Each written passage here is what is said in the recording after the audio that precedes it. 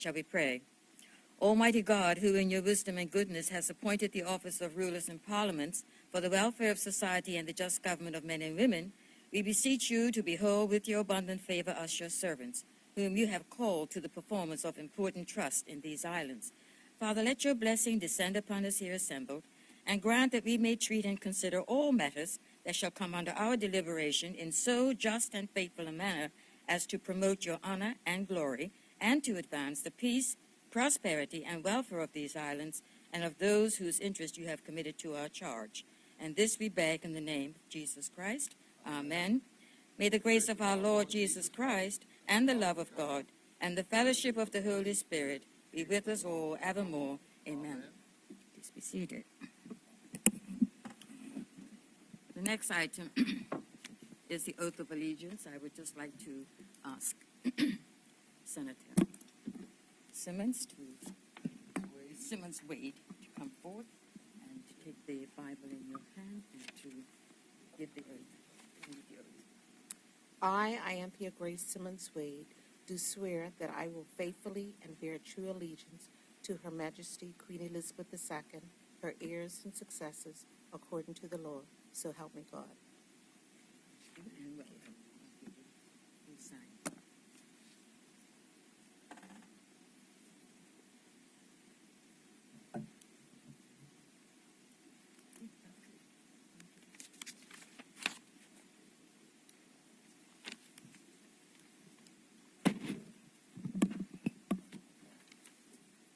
Item number 2, the minutes of the 4th and the 16th of December, 2016. Madam President. Senator Jardine, you have the floor. Madam President, I move that consideration of the minutes of the meetings of Wednesday, the 4th of December, 2019, and Monday, the 16th of December, 2019, be deferred. Is there any objection to that motion? No objection. The minutes are deferred. Thank you, Senator Jardine. Item number 3, messages. Messages, Clark. Yes, Madam President, I have a message from the Honorable House of Assembly. The message reads, to the Honorable the President and members of the Senate, the House of Assembly wishes to extend to your Honorable House sincere greetings for a joyous holiday season and a very happy New Year. And that's signed Honorable Dennis P. Lister, JPMP Speaker, and that's dated 13th December 2019. Thank you very much. Item number 4, reports of committees. There are none. Item number 5, announcements. I believe we do have an announcement. Senator Kathy Lynn Simmons, AG, and Government Leader in the Senate, you have the floor. Thank you, Madam President, and good morning. Good morning. Madam President, I hereby present for the information of Senate the following draft items. Draft bill entitled the Medicinal Cannabis Act 2019 and draft regulations entitled the Medicinal Cannabis Licensing Regulations 2019. Senators should note that these items are tabled in the Senate for consultation purposes only. Thank you, Senator Kathy Lynn Simmons. Item number 6, notices of motion. There are none. Item number 7, petitions. There are none. Item number 8, statement. There's a statement on the medicinal cannabis consultative draft regulations, and I believe Senator Kathy Lynn Simmons, you will give that. Thank you, Madam President. If you would indulge me, I am just waiting for my statement to be delivered. My error entirely. We'll wait a few minutes. Are you expecting it in the next few minutes? Yes. We will wait.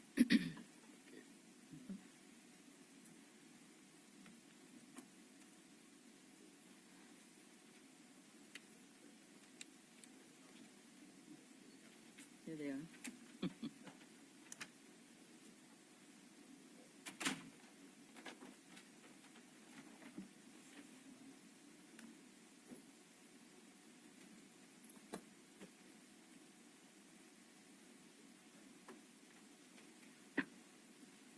Thank you.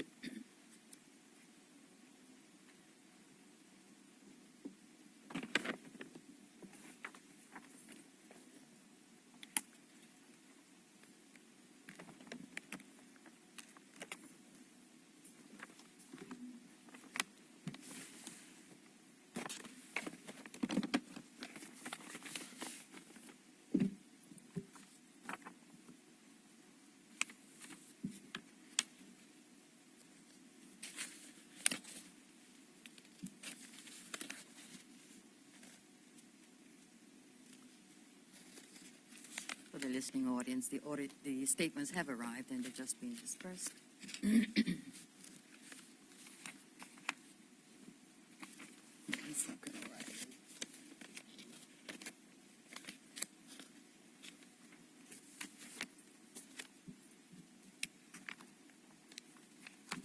Senator Kathy Lynn Simmons, AG, you have the floor. Thank you, Madam President, for your indulgence. Madam President, I am pleased to present to this Honorable Senate the bill entitled Medicinal Cannabis Act 2019 and regulations entitled the Medicinal Cannabis Licensing Regulations. Madam President, there is strong public support for relaxation of the existing laws to permit greater local availability of cannabis for medicinal purposes.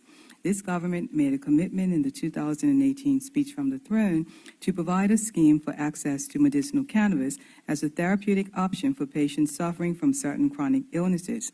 The throne speech stated, increasing numbers of medical professionals are embracing the science surrounding cannabis and its positive impact on pain relief and the management of chronic medical conditions. During this session, the government will advance a regime whereby licensed medical practitioners are permitted to prescribe medicinal cannabis to aid in the treatment of such conditions. This will be implemented concurrently with the establishment of a licensing regime to regulate domestic production of medical-grade cannabis products. Madam President, this bill will seek to establish the Medicinal Cannabis Authority to regulate domestic cultivation, import for domestic cultivation, possession when prescribed by a medical practitioner for administration by inhalation, export, manufacture, research and development, and transportation of cannabis for medicinal purposes. It also establishes a licensing scheme for the local cultivation and manufacturing of cannabis for medicinal and scientific purposes, to provide for monitoring, inspection, and enforcement powers for inspectors, and to empower the minister to give directions to the authority. Madam President, the regulations will be stringent, providing extensive provisions for the application for the various types of licenses available under the medicinal cannabis scheme, and will also prescribe to whom and how a license will be granted or may be renewed or revoked. Part 3 of the regulations contains the provisions applicable to the specific types of licenses available under the Act. Furthermore, the regulations give Medicinal Cannabis Authority sufficient discretionary powers to impose various conditions on a license before it is granted. Madam President, this honorable chamber will recall that the legislature recently passed the Misuse of Drugs Hemp Amendment Act 2019, which now creates a legal distinction between cannabis and hemp, allowing for the import, possession, supply, or sale of hemp products in Bermuda. That law is now in operation as of 26 November 2019. Casting our minds back to around this time, 2 years ago, the legislature enacted the Misuse of Drugs, Decriminalization of Cannabis Amendment Act 2017, making simple possession of 7 grams or less of cannabis no longer a criminal offense. Bermuda is not unique in having evolving attitudes about cannabis, particularly acceptance of the many health and wellness benefits of hemp and cannabis. As global trends have indicated, liberalization of cannabis laws is inevitable and unavoidable, even for a remote island like Bermuda. In this regard, this government has taken a measured approach in tackling this issue, understanding that to achieve long-term transformation of public attitudes towards the medicinal benefits of cannabis requires leadership. Leadership is needed to undo decades of negative stereotyping, psychological conditioning, and demonization of the cannabis plant to the disadvantage of not exploiting all of its many health benefits to the human body. Madam President, forgive me for being graphic, but our community has family members, loved ones, and neighbors suffering daily from debilitating ailments, such as pain associated with terminal cancer, seizures, Parkinson's disease, glaucoma, and Crohn's disease, to name a few. Their only relief or hope for recovery comes from being able to take medically prescribed cannabis or to run the risk of reverting to street-level or illicit cannabis, which has not been tested and optimized for medicinal efficacy. It is expected that the current demand for medicinal cannabis for inhalation is slight, based on the few applications received for licenses under the pre-existing prescribing mechanisms. However, as this new scheme is operationalized and as medical practitioners become confident prescribing medicinal cannabis for inhalation, we expect the number of prescription users to increase gradually year over year. As a society with high expectations of access to the best and latest medical interventions and therapies, there is no longer a public policy justification for our laws to deny patients access to medicinal cannabis for inhalation as prescribed by a medical practitioner, and for the law to create a framework to establish domestic cultivation to support that demand. Madam President, when analyzing best practice methods to institute a scheme for medicinal cannabis, we look to jurisdictions such as United Kingdom and our North American neighbors of Canada and the United States, who have each successfully pioneered regulation of medicinal cannabis with varying degrees. We also look to our Caribbean cousins in such islands as Barbados and St. Vincent and the Grenadines. These model jurisdictions were used as a reference point, but after extensive consultation with local stakeholders such as the Ministry of Health, including the Chief Medical Officer, Bermuda Police Service, Department of National Drug Control, and Customs Department, it became clear that we had to design a bespoke Bermudanized scheme which is pragmatic and fits into existing regulatory oversight mechanisms. Specifically, the Medicinal Cannabis Act is not intended to encroach upon existing regulation of cannabis-derived pharmaceutical products listed in the 3rd and 4th Schedules to the Pharmacy and Poisons Act 1979 and other regulatory powers of the Minister with responsibility for drug prevention under the Misuse of Drugs Act 1972 and the Misuse of Drugs Regulations. Rather, Madam President, medicinal cannabis as defined for the purpose of the new scheme includes medical-grade cannabis plant material, cannabis resin, and other preparations used for inhalation by smoking or vaping exclusively. Medicinal cannabis, like pharmaceutical products scheduled under the Pharmacy and Poisons Act, will only be available on prescription by a medical practitioner and dispensed by a pharmacist.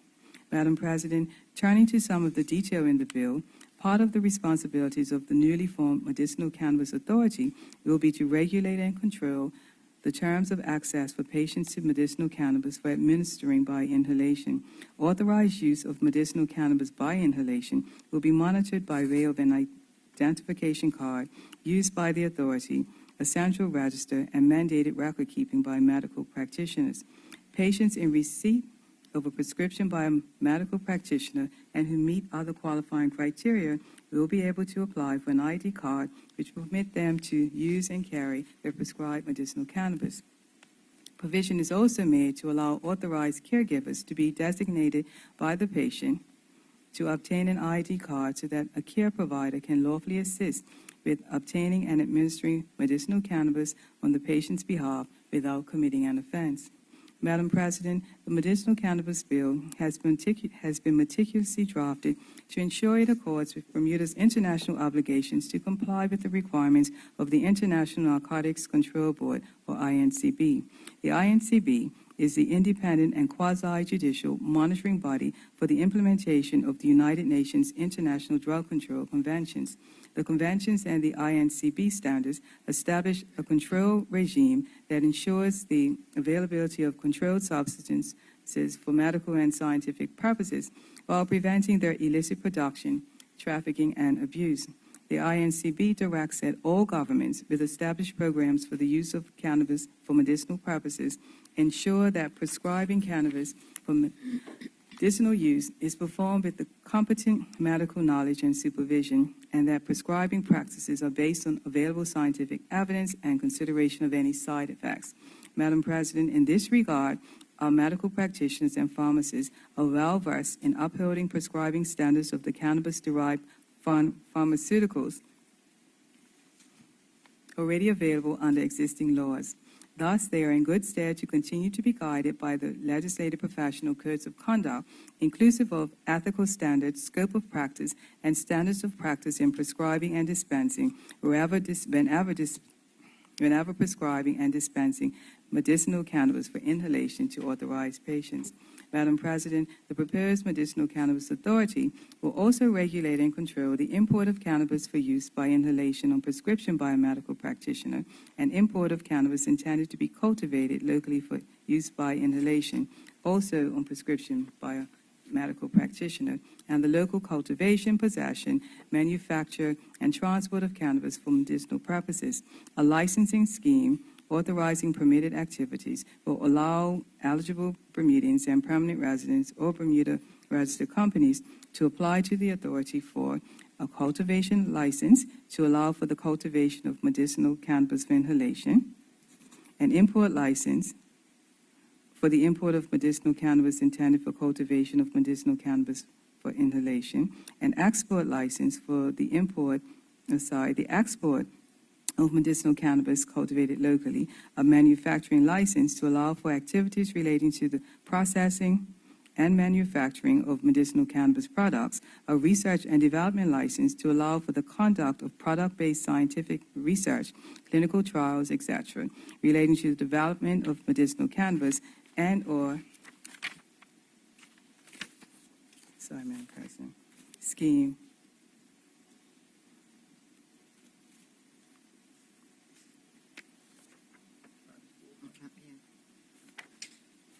a transport license to provide safe and secure transport of medicinal cannabis in Bermuda. Madam President, the Medicinal Cannabis Bill and regulations also set up the legislative framework to build a viable domestic medicinal cannabis industry in Bermuda. Private enterprise and free market forces will determine over time the size and economic benefits of such an industry.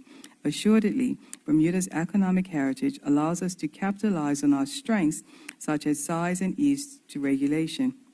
Our prudential reputation and sound judicial system continue to make us a jurisdiction of choice for business innovation.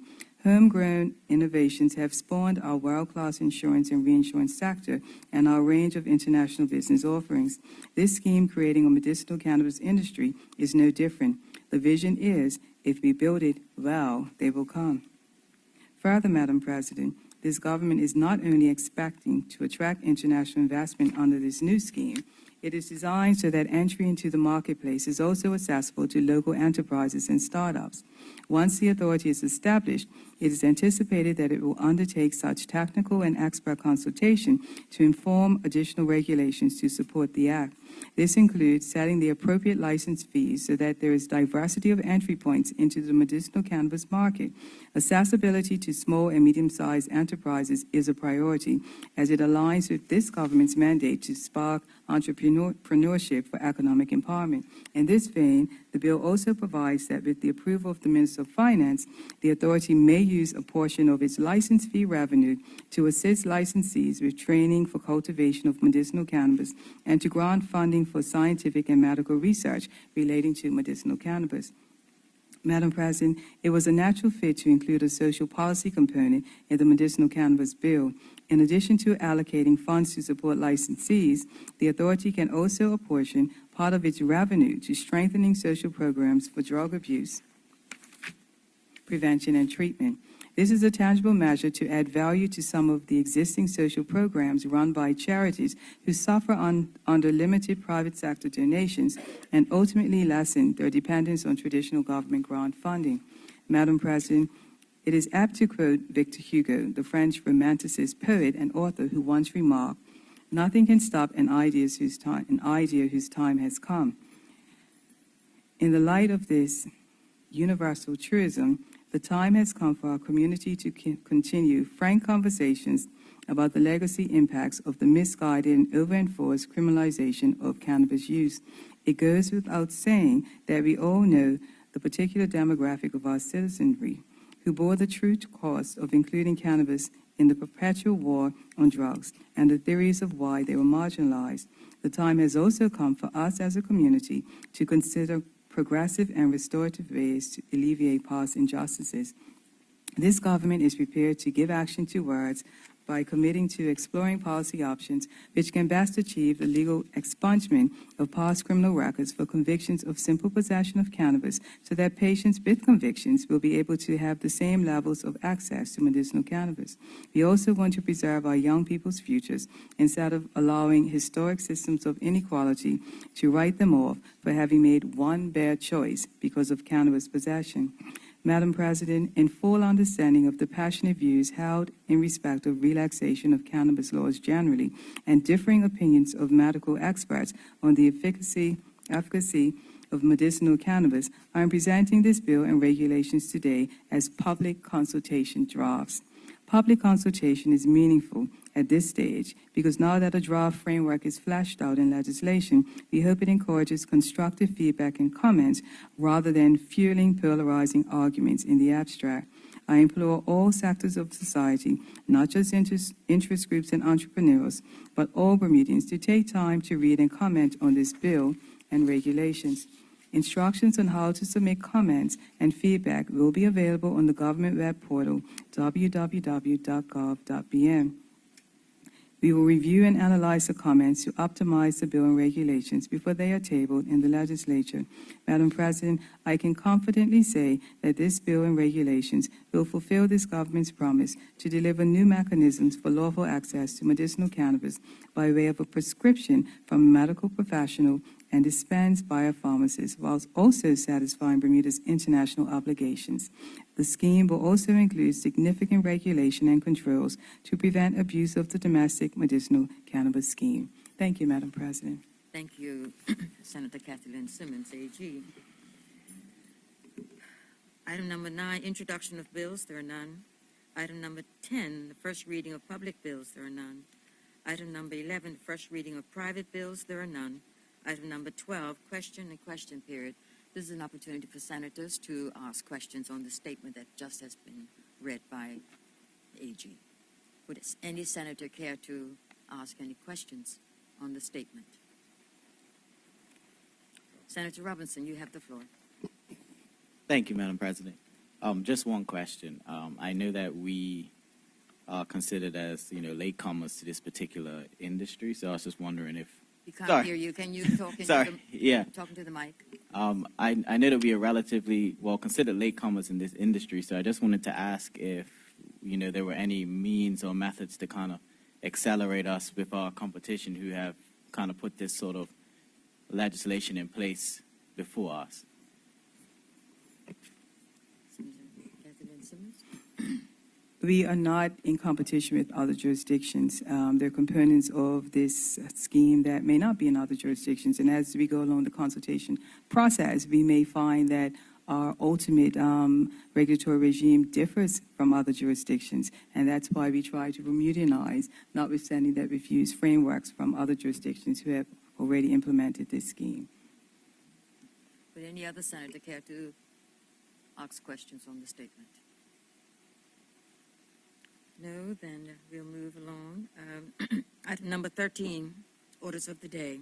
The first order of the day is the National Pension Scheme, Occupational Pensions, Temporary Amendment Act 2019. Senator Campbell, and before you start, can I just acknowledge the presence of Mr. Peter Souza, CEO of the Pension Commission, as well as Mr. Stephen Gift, the Assistant Financial Secretary. Welcome to you both. Senator Campbell, you have the floor. Thank you, Madam President. Madam President, I move that the bill entitled the National Pension Scheme Occupational Pensions Temporary Amendment Act 2019 be now read a second time. Is there any objection to that motion? No objection. Carry on, Senator Campbell. Madam President, I'd like to point out at this time that the bill was amended in the House, and those amendments focused on Clause 4. In Clause 4.2, the word suspension period, what was inserted after the suspension period, was with the agreement of his employer. And in Clause 4.3, after the word suspension period, the words were added with the agreement of the member.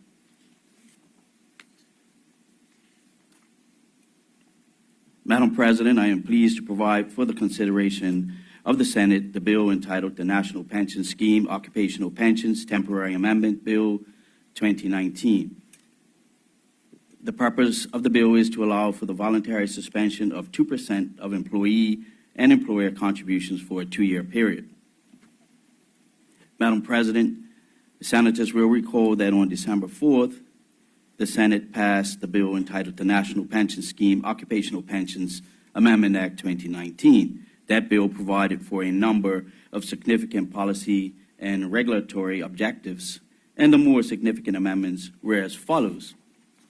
They required non-Bermudians to participate in registered plans, provided for additional financial hardship withdrawals for funeral expenses, permitted retirees to apply for financial hardship withdrawals and to be exempt from having to pay the application fee, permitted plan members or former members to receive the entire value of their pension fund account balance for defined contribution plans or commuted value for defined benefit plans at retirement if they were $50,000 or below.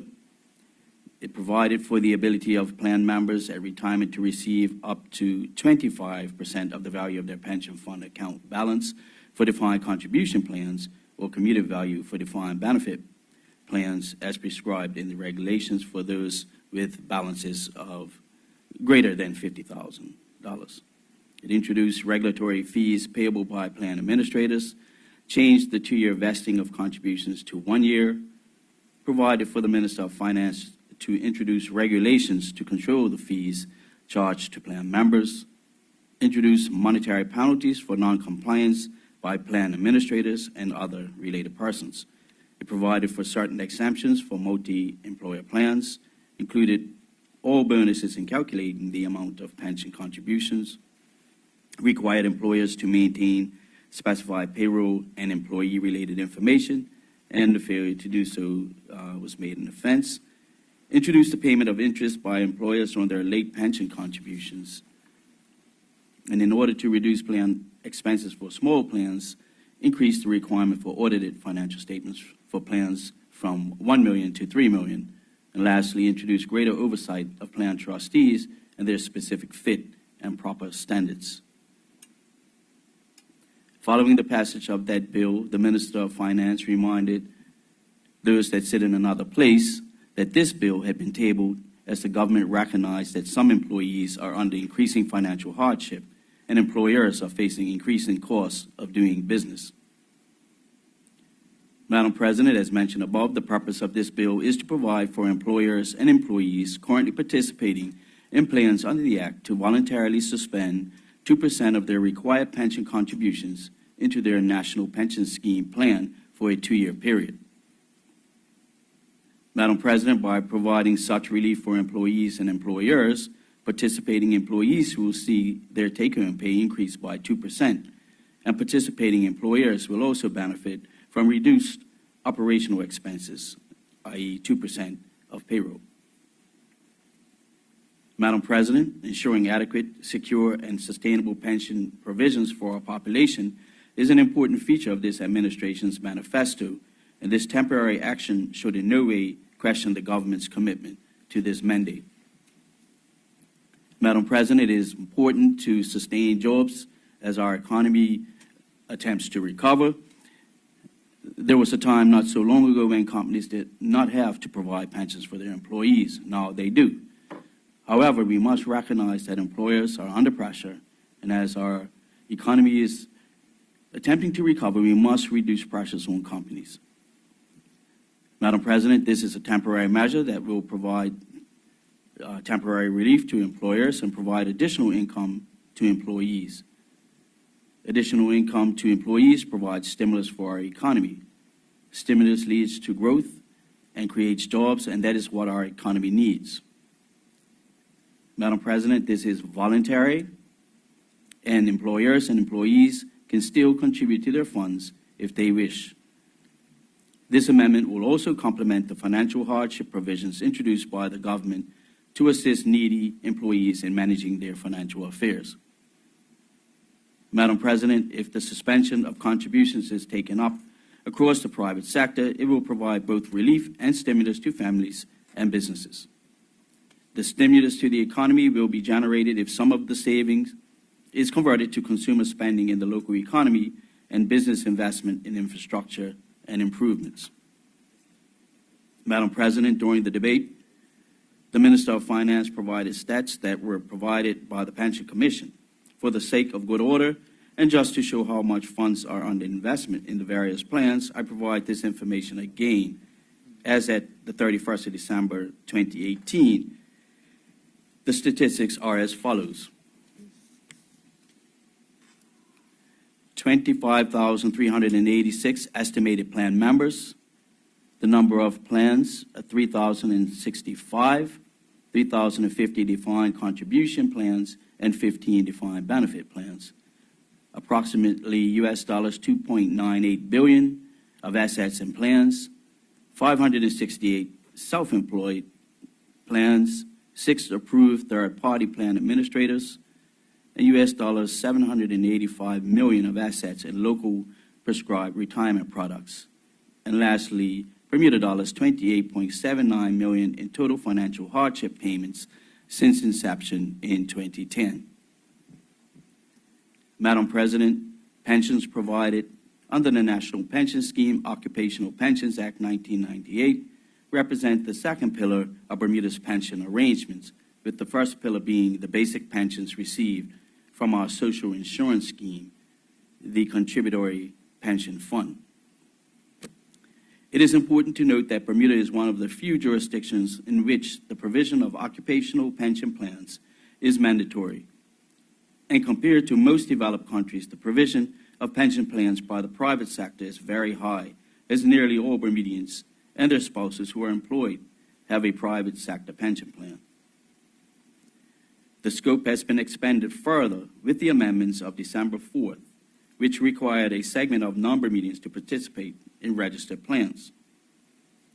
Madam President, the bill brought forward today provides for employers and employees currently participating in plans under the Act to voluntarily suspend 2% of their required pension contributions into their National Pension Scheme plan for a period of 2 years. This opportunity to suspend pension contributions is also extended to self-employed persons under the same conditions. Madam President, with your indulgence, I'd like to go to the bill itself and highlight the key clauses. Certainly you may, Senator Campbell. The first one that I would like to highlight is Clause 2. It says, this act shall be construed as one with the National Pension Scheme Occupational Pensions Act 1998, the Principal Act. This act applies notwithstanding anything to the contrary in the Principal Act or any other act, or the pension plan or contract of employment of a member. In Clause 2, the interpretation clause, there are some... It's Clause 3 you're referring to. Clause 3. It says, in this act, agreement means agreement in writing. And I think that's key to highlight that. It must be in writing. And it says notice means notice in writing. And it talks about the suspension period means the period of 24 months beginning with the commencement date appointed under Section 10.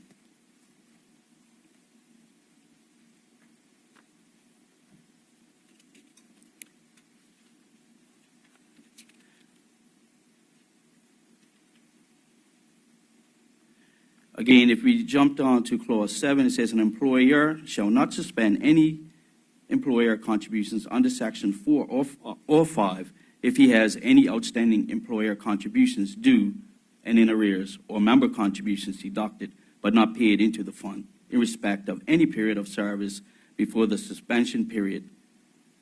And I think, again, that is key. And the commencement of this act shall come into operation on such date as the Minister of Finance may appoint by notice in the Gazette. So, Madam President, as I read, participation is voluntary and is subject to agreement between the employer and member, and that agreement must be in writing. Also, as a matter of policy, if a union agreement exists that speaks to agreed pension plan contributions, the relevant union's agreement is also required. Madam President, employers must give written notice to the administrator of a plan of any proposed suspension of contributions. A member must give notice of his decision to suspend contributions, and the employer must notify the administrator of any proposed suspension of contribution. It is also important to note that members and employers who wish to continue making contributions throughout the 2-year term may continue to do so. Another participatory stipulatory condition is that eligibility and pension plan membership will be continued during the suspension period, even if contributions are suspended. Madam President, as mentioned, when we went through the clauses, to participate in the suspension, businesses must be up to date with their contributions, which is to avoid compounding any existing non-compliance with the Act. Madam President, this proposal is sensible and intends to ease financial burdens on employers and employees as our economy is recovering. If taken up, it can also stimulate the labor market by providing payroll savings, which could be utilized to retaining employees or making other meaningful business investments or expenditures. Thank you, Madam President. Thank you, Senator Campbell. And before I open it to the floor to senators to respond, I would just like to also acknowledge the presence of Mrs. Miriam Rogers, the parliamentary counsel, who has joined the team now. Welcome to you. Would any senator care to speak on this bill? Senator Jones, you have the floor. Thank you, and good morning, Madam President. Good morning. Good morning to my fellow colleagues, and also a hearty good morning to the listening audience. We on this side definitely support this amendment. We see it as a good idea by the government to relieve not only the working public, but also businesses for this short period of time, 24 months. But what I have noticed, even in the public, is a little bit of confusion. Once hearing the rollout of this legislation, there was a minor bit of shall we say, a little bit of cloudiness when it came to understanding the 2% relaxation of the contributions. I like to use very simple examples, and I'm just going to underscore what was already said in the briefing, but if one's gross salary is $100, we understand by the present legislation that 5% will be $5 of what the employee will have to pay towards their contribution, towards their pension, and $5 will be paid in equal amount by the employer towards this worker's pension fund.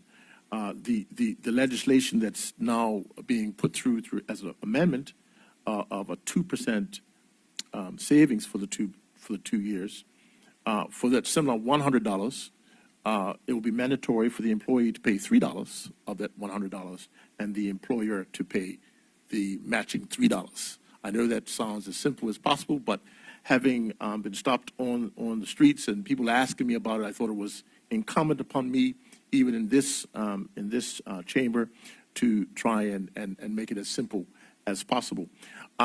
Also, I think it's important that we underscore that monies that are being held back for this 2-year period, they will not be made up at a later date.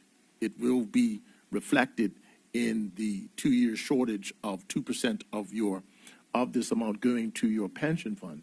Now, as was stated in the briefing, if the employer and the employee agree to voluntarily continue the full 5%, then there will not be no shortage. But I believe the listening public needs to be fully aware of the consequences of your decision. If not willing to volunteer the actual shortfall, that it will be reflected in your pension benefits when you retire.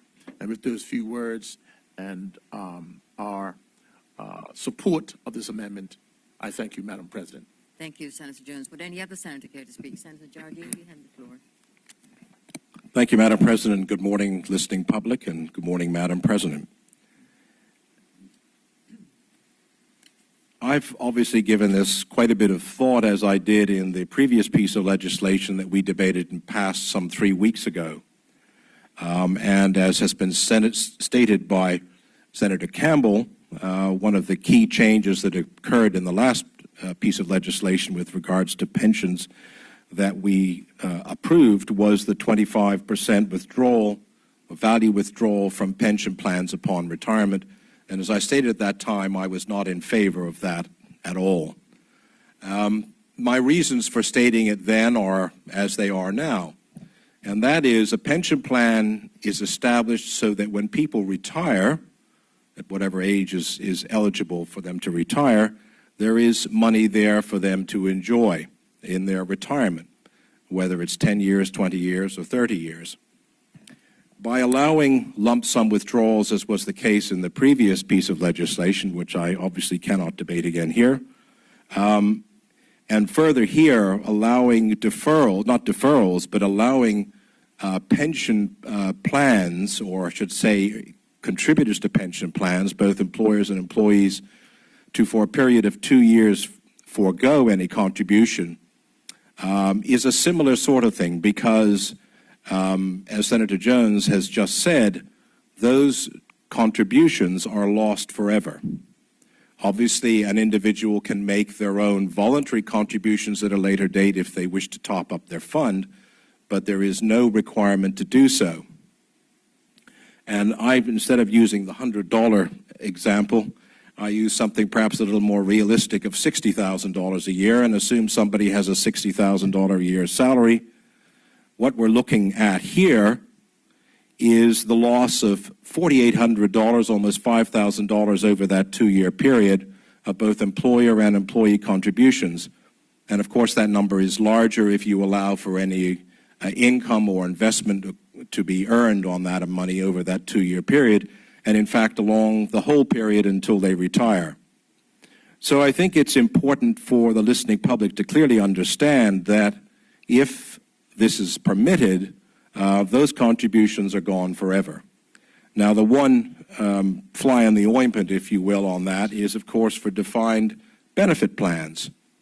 And section Clause 5.6 says, a member's accrual of service and membership in the plan, and this is referring to defined benefit plans, shall continue for the purposes of calculating the member's pension benefit and for all other purposes, notwithstanding any suspension of contributions in respect of the suspension period.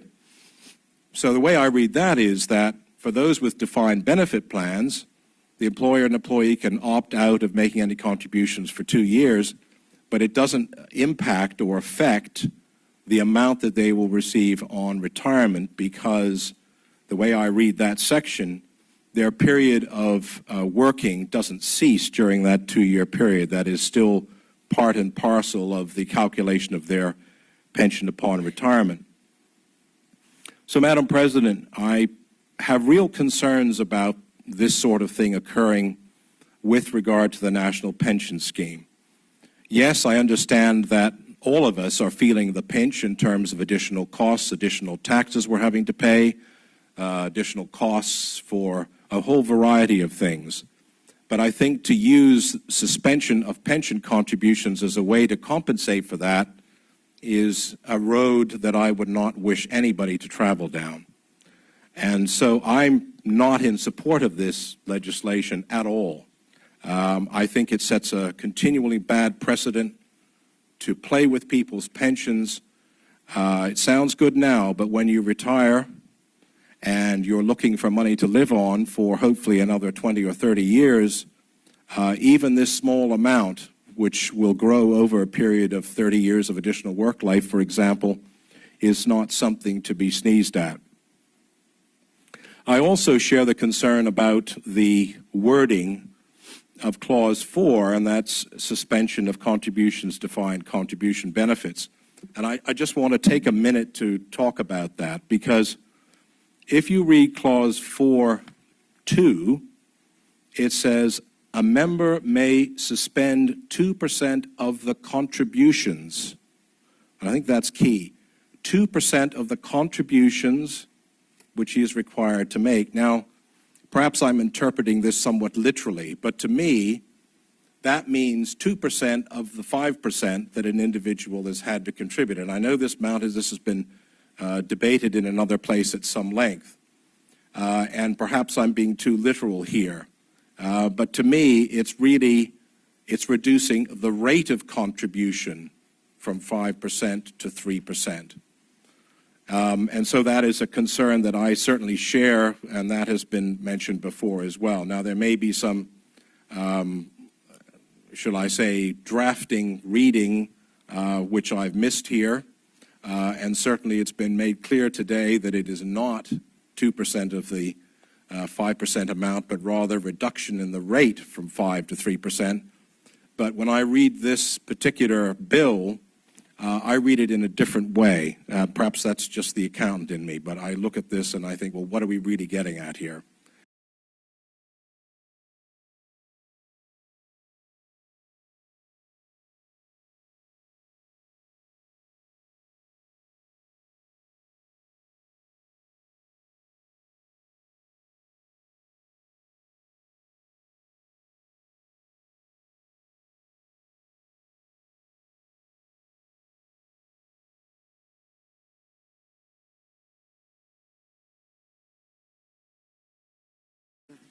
A few questions, comments? Madam President, Senator Jardine is right to be concerned. However,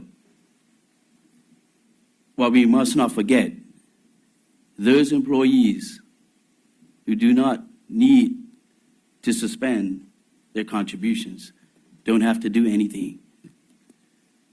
They just allow it to continue as it is now. What we're talking about with this piece of legislation is for those who have an immediate need to suspend. They will be allowed to meet that immediate need in part or whole through the suspension of 2% of the 5% rate. And again, I understand Senator Jardine's concern with the language, but if you look at the examples provided, it's clear we're talking about the rate of contribution would be reduced from 5% to 3%. And not, as you can take it literally, 2% of a 5% contribution. For those individuals who need to suspend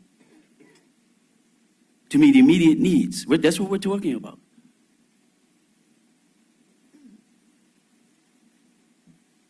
Should we allow them to endure hardship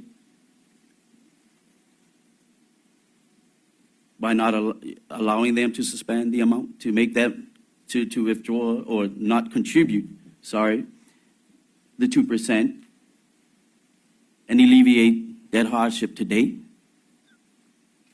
This government says, no, why have them face this hardship when it may not be necessary through this suspension? But again,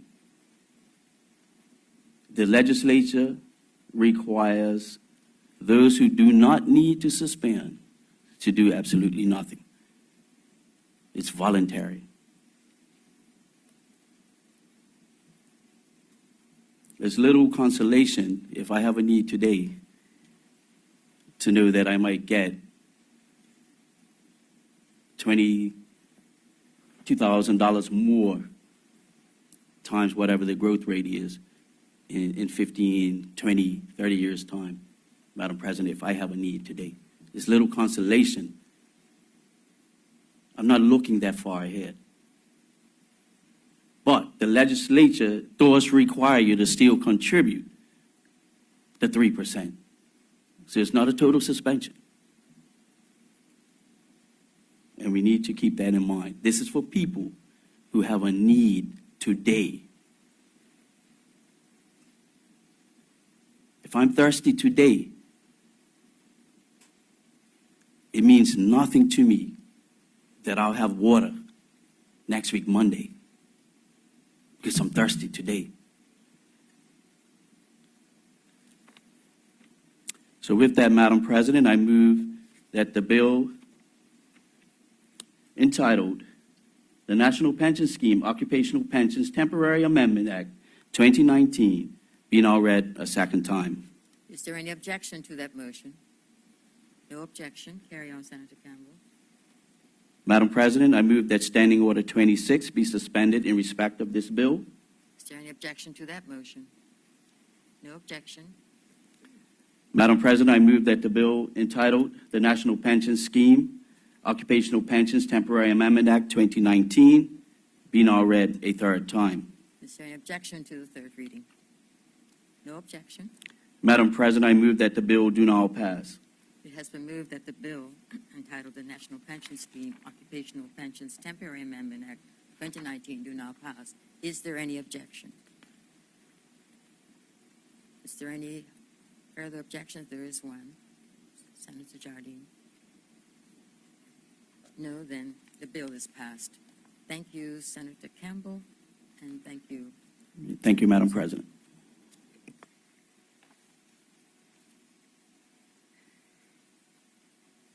We will now move to the second reading of the Children Number 2 Amendment Act 2019.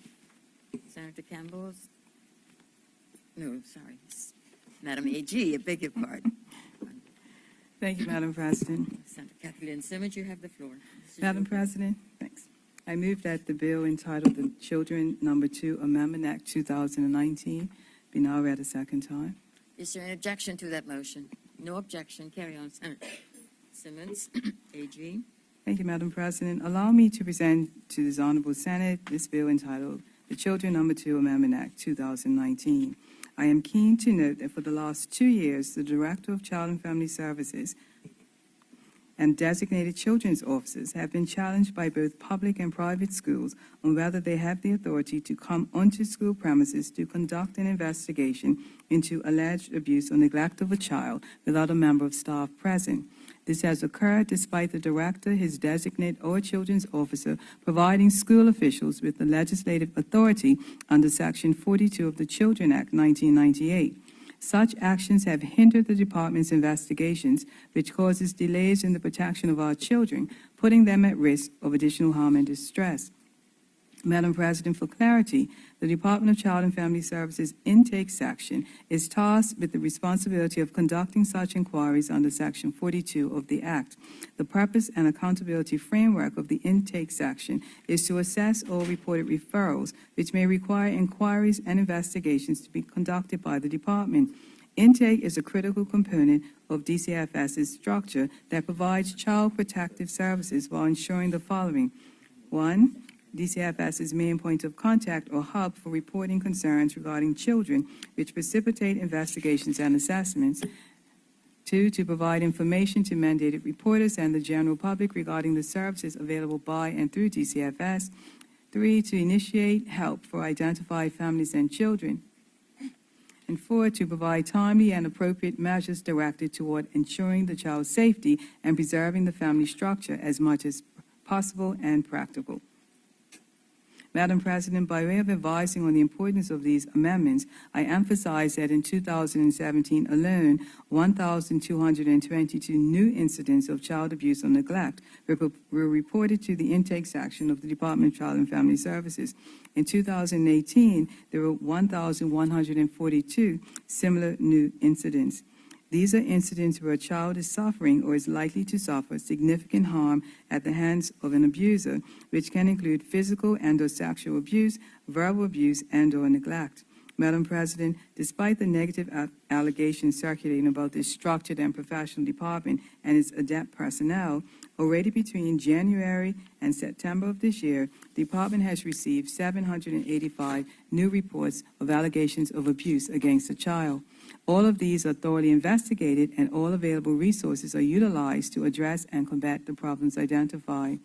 Madam President, as a result of these challenges posed to DCFS, the Director of Public Prosecutions and the Attorney General's chambers were consulted for advice on the direction that the Department of Child and Family Services should take in order for Section 42 to be effectively utilized when conducting such investigations. Rest assured, safeguarding the needs and interests of our children is and remains a priority. As a direct result of this consultation, it was recommended that further information should be included in the Children Act 1998 to provide clarity that Section 42 applies to both public and private schools and to impose a duty on persons to comply with the legislation. Madam President, the Ministry of Education was also consulted, and they are in agreement with the legislative amendments recommended by the Department of Child and Family Services. The Ministry of Education supported DCFS in revising their policy and procedures to ensure that more than one social worker is present during the inquiry and/or investigations.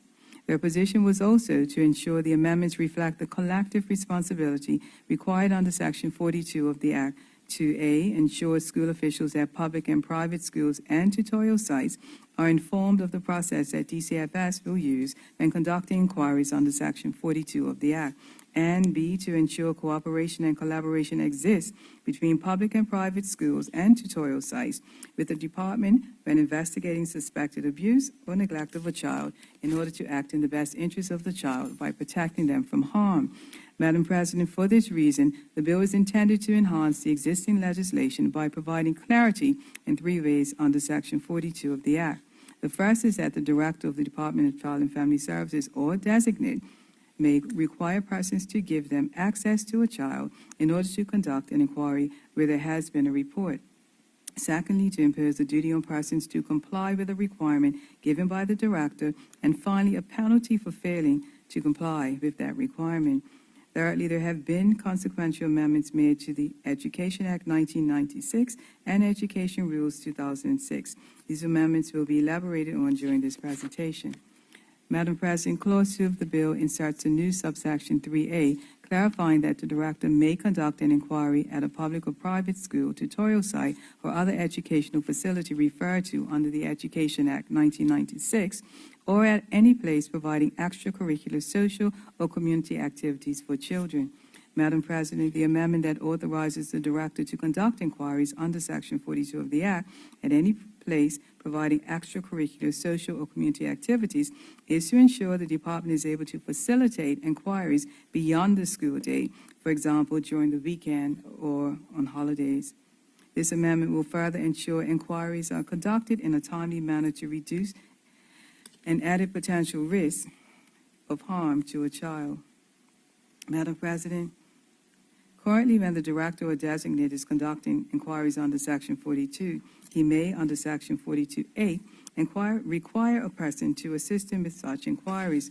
Clause 2 of the bill enhances Section 42.8 of the Children Act by providing for the Director to require any person to grant access to the child, to require any person to assist him with the inquiries, in particular by providing relevant information and advice, to require any person to provide facilities to conduct the inquiry, to require persons not to be present during the inquiry, and to assist them by refraining in any way from obstructing the inquiry, including refraining from informing any person that an inquiry will be, is being, or has been conducted.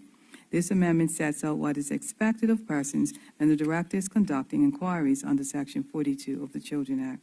Madam President, as stated previously, DCFS has revised their policy and procedures for conducting inquiries of a child under Section 42 of the Act, which will be available for mandated reporters and the general public.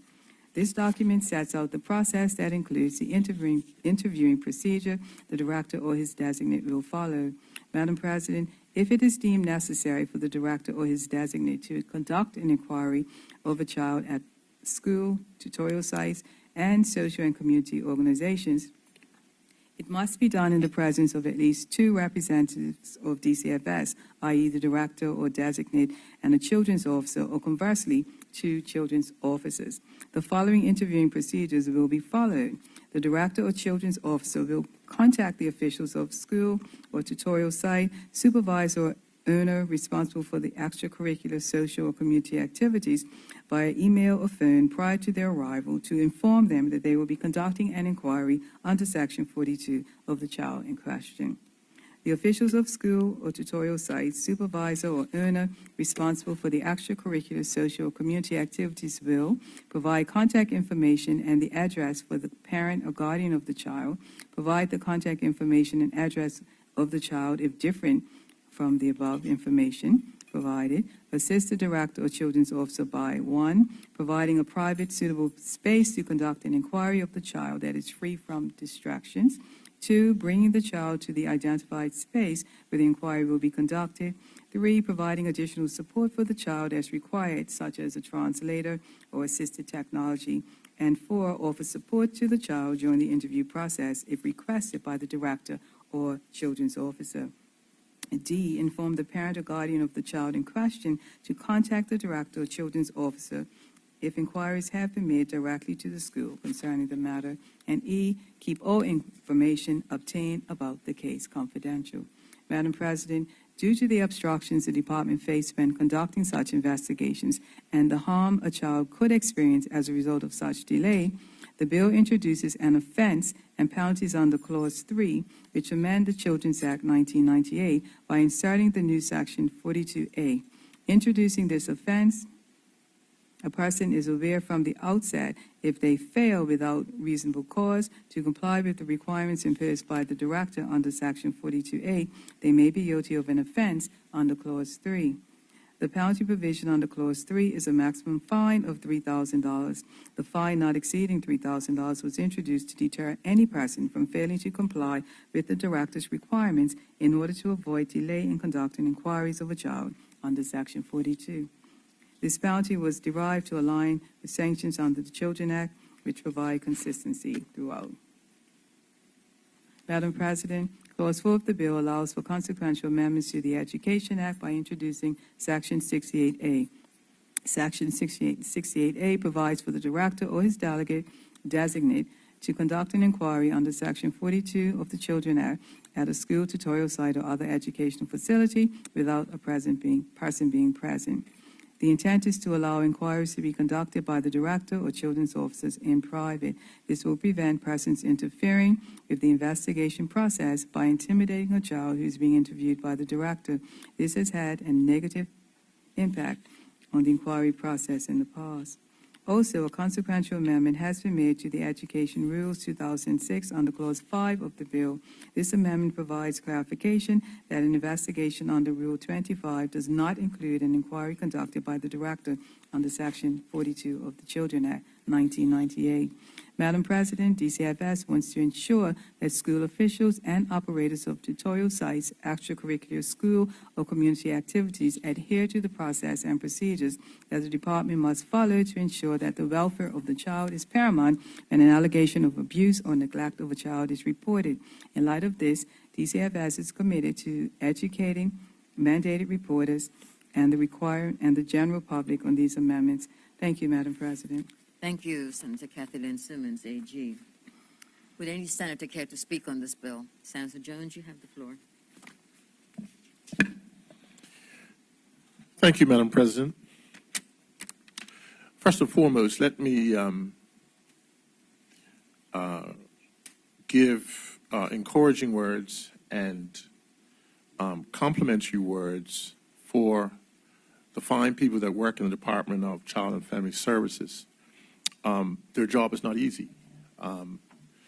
They have the Herculean responsibility to look out for our most vulnerable citizens in this country, which is our children. We also recognize that because it is such an emotive subject and relevant subject in our community today, many times things that are said in the media, things that are even said within our two chambers can tend to be beyond the pale to some degree without the adequate sensitivity to the fact that we do not want our children to be made to be a political football for us to bandy about trying to get our points across. And so as I wade into the waters of this particular Children's Amendment Act, I am cognizant of the fact that we are talking and discussing our most treasured assets in this country, which is the children of today, who will be the adults and the leaders of tomorrow. I think it's really important for us to be reminded of the original purpose of this Children's Act that was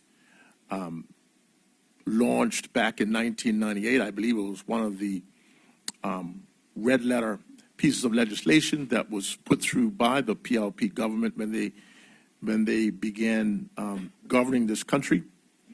And I believe it was, even at that time, the social fabric of our country was very much under siege.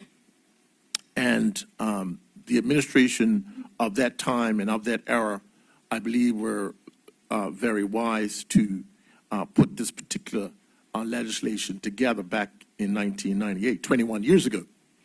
So looking over this amendment, I thought it was important that I even go back, Madam President, and remind us all of the initial purpose of this particular Children's Act of 1998. We find in Section 5, Madam President, if you allow me to read from this legislation, the purposes are fourfold. Number one, protect children from harm.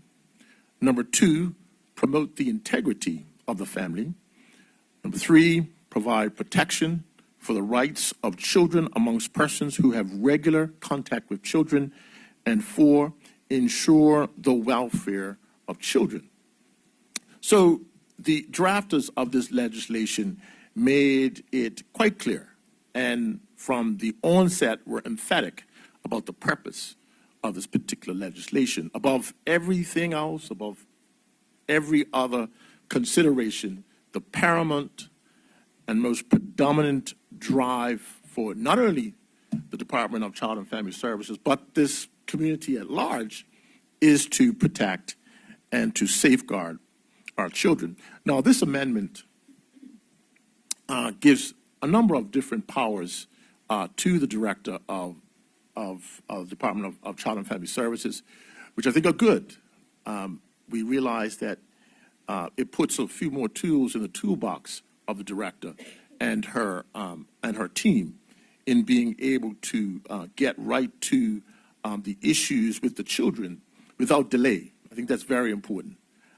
We see that the Director will have more powers to enforce cooperation from officials at schools and other community organizations.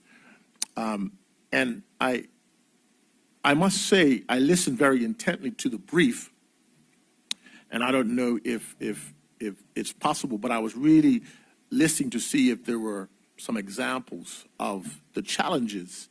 I mean, it may be obvious to that department, it may be obvious to others that work very closely with an organization, but for those of us that don't have a direct contact with the challenges of that department, there had to be a reason why this extra powers were put there. And, you know, one would say, of course, you need that, but it would have been good to see what the actual challenges are on a day-to-day basis. So we see the importance of enhancing the powers of the Director and her staff. But there were a few things that caught my attention that I observed that was actually discussed in another place, but I think needs to be even reiterated here in this Senate chambers. From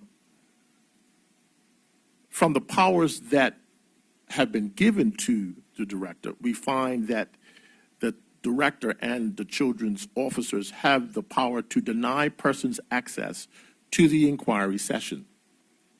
So we find that if the Director or her officers are going to the school, the school officials have made a room available. They have brought the child there to be interviewed.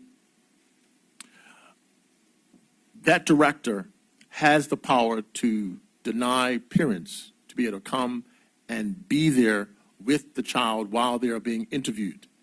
Now, that child very well may have been exposed to abuse, may be traumatized, and to think that that particular child does not have access to a parent that can bring comfort, that can bring a sense of familiarity to an environment where there's a Director that they don't know, it could be very intimidating for a child as young as 4 and to a teenager as old as 18, which is the ages within the categorizing of a child.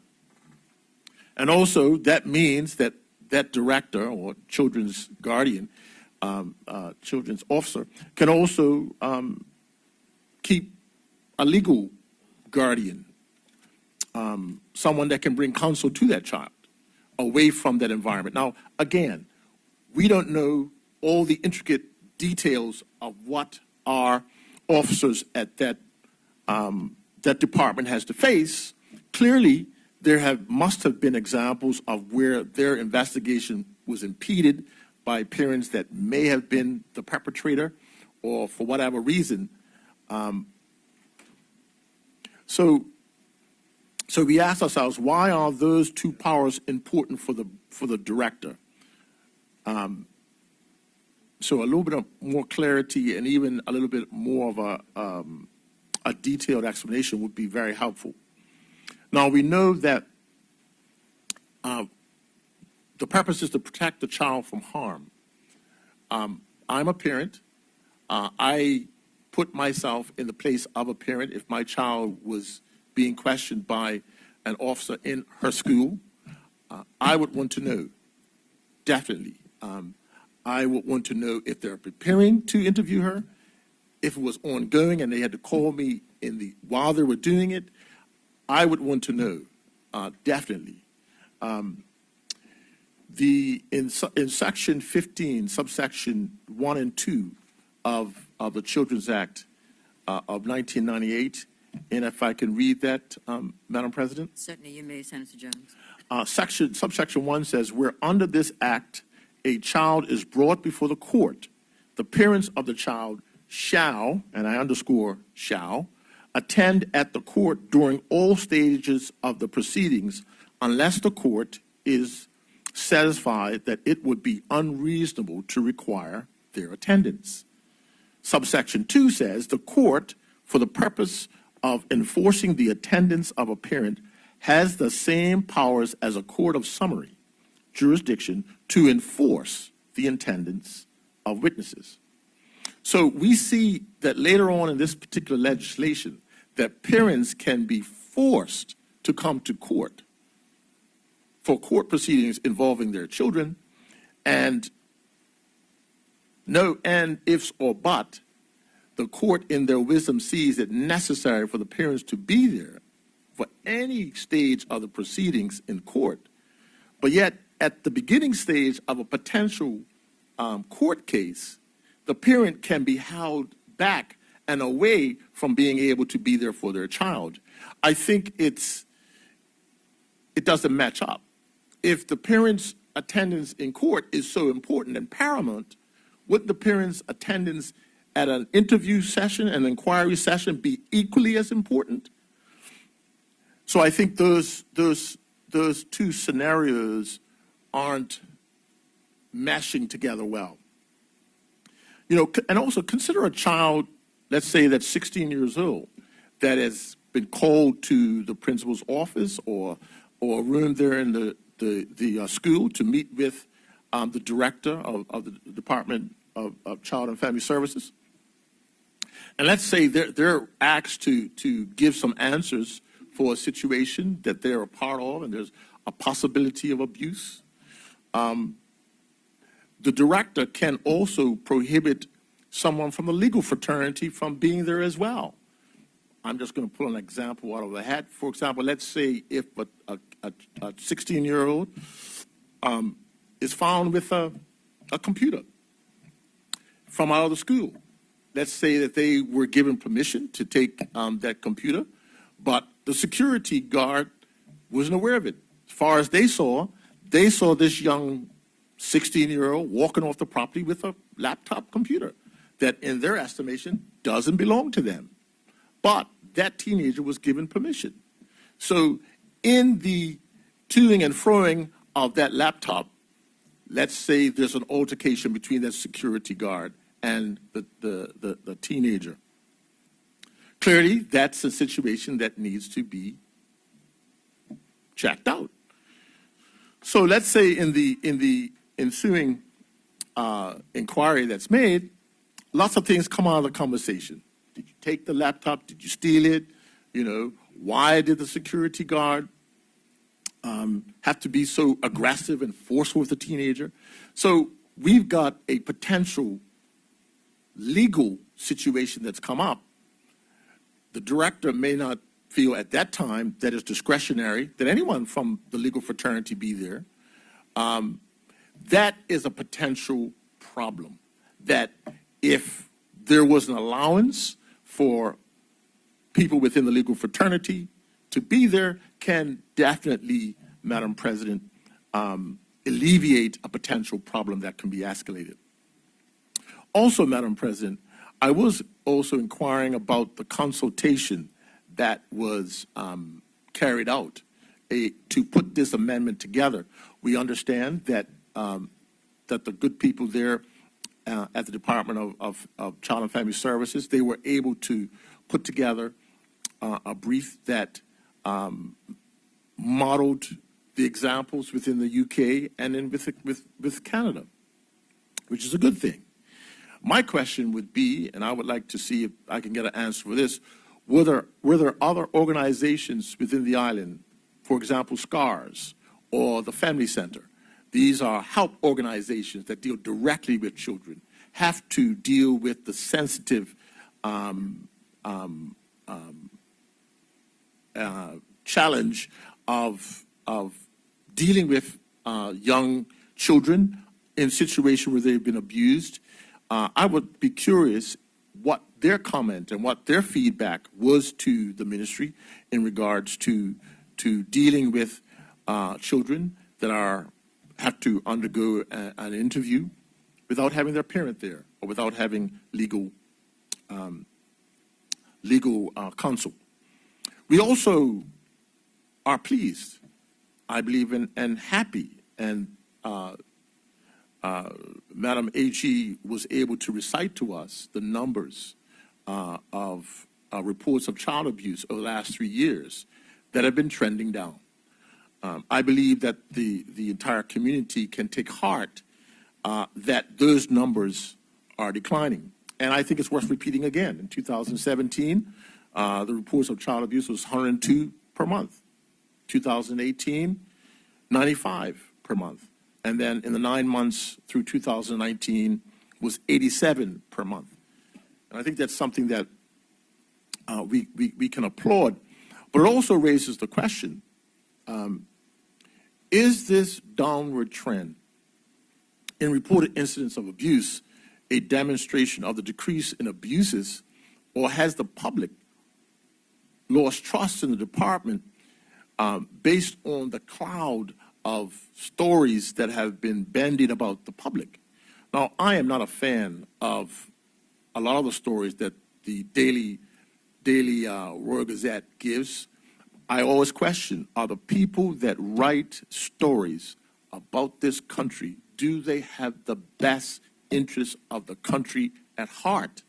I believe there are cases where we can ask that question and ask it very strongly, because as much as we do need information out there for the public to decipher what its government entities are doing, there also needs to be a balanced reporting so that we don't besmirch and muddy the waters, as opposed to giving information so that we as a community can work together to fix our problems, not to expose them just for salacious or for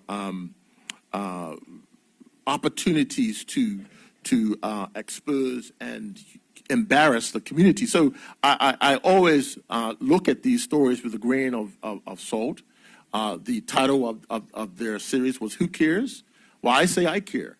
I believe that every member of this Senate chambers, anyone sitting here in the public gallery, cares. I would say that every person in this country cares about what happens to one of its, to part of it, to its most vulnerable.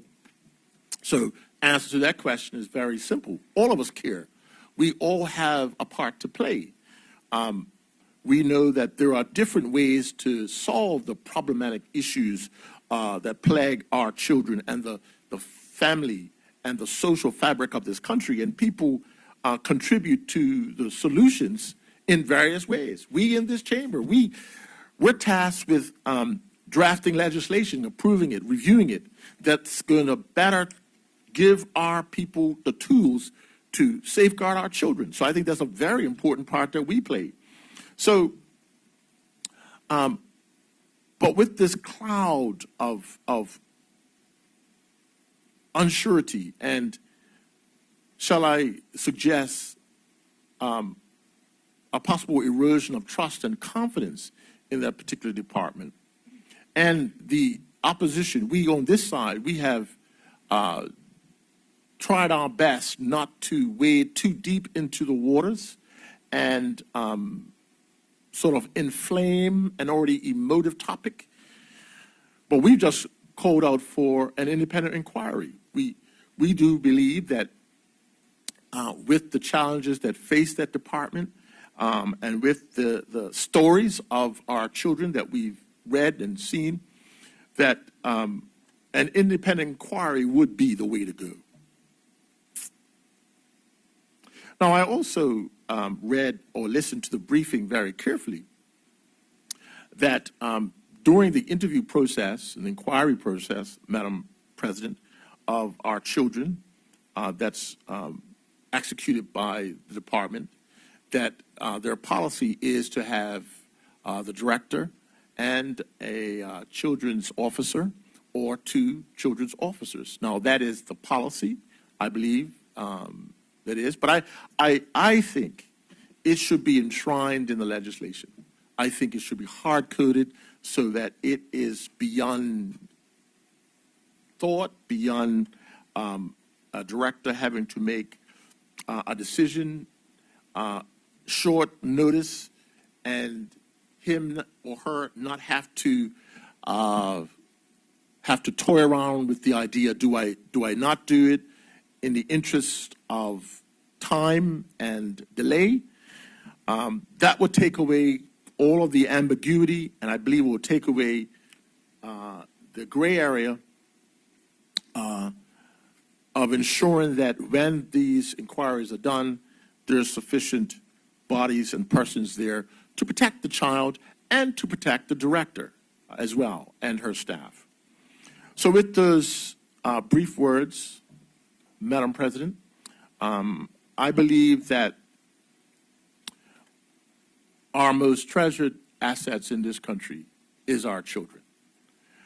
I do believe that we need to do all that we can, not only to give our officers within this ministry all the tools that they can be effective, but every decision that we make, when we look, review legislation, it should always be with the paramount, view of protecting our children. And with those words, I thank you, Madam President. Thank you, Senator Jones. Would any other senator care to speak? Senator Jardine, you have the floor. Thank you, Madam President. First of all, I certainly support this very, very important piece of legislation for the protection of our children. And I'm appreciative of all the work that the Department of Child and Family Services do. I think for many of us, and I'm certainly include myself in this, when I hear statistics of reported instances of abuses of 87, 93, 102 per month of child abuses, it is just staggering to me. Now, obviously, I don't live in that world of that Child and Family Services has to deal with. But to me, in a small island that we have here of 63, 64,000 people, to think that there are 100 cases per month of child abuse that have been reported, and that's probably doesn't include the ones that haven't been reported, is quite staggering. And I'm sure that the department have many stories that they could tell, which would make us all pale when we hear about them. So I don't want to underestimate the importance of this piece of legislation, and certainly the good work that the department does. It certainly is an eye-opener when I hear these statistics mentioned to us today. So I'm very supportive of this piece of legislation. I had two questions. The first one relates to Clause 2, Roman 2, and it adjusts Section 42.5, where it says by deleting shall and substituting the word may. And we've had these discussions before in this honorable chamber about words shall and may. And I just wanted to read from the existing section. And the question obviously I have is why are we changing it from shall to may? And let me just read the existing section, if I may, Madam You President. certainly may, Senator Jardine. This is under the Children Act 1998, and it says, where in the course of inquiries made under this section, any person authorized by the director to act on his behalf in connection with these inquiries, A, is refused access to the child concerned, or B, is denied information as to his whereabouts, the director shall apply for an emergency protection order, a child assessment order, etc. So the word shall, I think, is very important because, again, here we're trying to protect the child. And so the question I have is why we changed it from shall to may, because it's a very important difference. And I think it's important, and perhaps it should be shall, but again, the department may have some answers on that one. The second one was the one that Senator Jones mentioned earlier, and it has to do with Clause 4, Section 68A, where it says no person shall be present during an inquiry being conducted. Now, this is a difficult thing. I guess to use a word, this is a dilemma. On the one hand, if the parent is responsible for something that has occurred either at home or elsewhere, and the director wishes to intervene to interview the child, then having the parent present, the one who presumably might have caused the abuse, I can see as an issue. On the other hand, the child, no matter what age, could feel slightly intimidated by being in a circumstance with people they don't know and no family member present or no legal representation there. And so it does concern me when I see no person shall be present. And I would be interested again to hear the view via the minister from the department as to why they wouldn't allow some representative to be there to support the child who may be upset or concerned about suddenly being found in such an interview. But again, that is really my ignorance of the process in which these things take place. And again, there may be some stories there which would shed a different light on it. But Madam President, I am very supportive of this legislation. I think anything we can do to protect our children, and as I say, I'm absolutely astounded by the level of abuse that's reported on a monthly basis. And again, I'm very supportive of this legislation. Thank you, Madam President. Thank you, Senator Jardine. Would any other senator? Senator Michelle Simmons? Thank you, Madam President. First of all, I too am very supportive of the amendment that's before us this morning.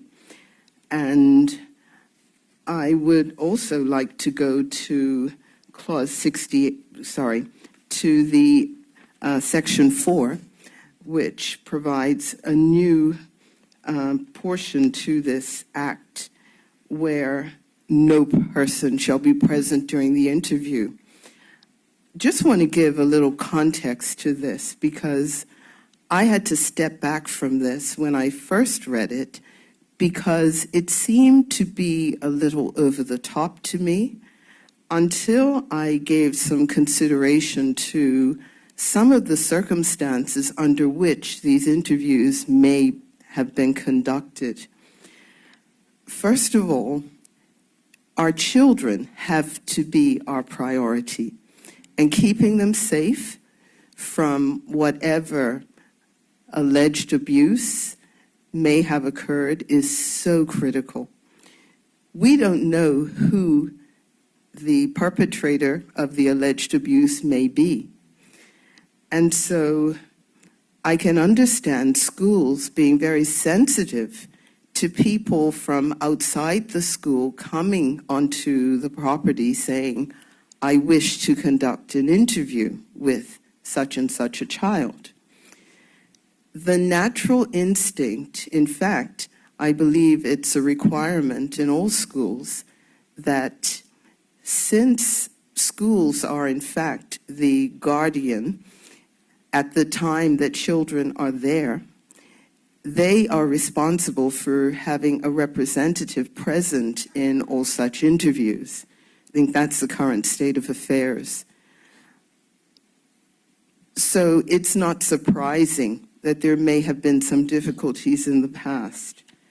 But we also have to realize that the staff of DCFS, the Department of Child and Family Services, these are all very highly professional people, and they are responsible for conducting these interviews in circumstances where children are able to speak freely with them to report whatever abuse they are alleging.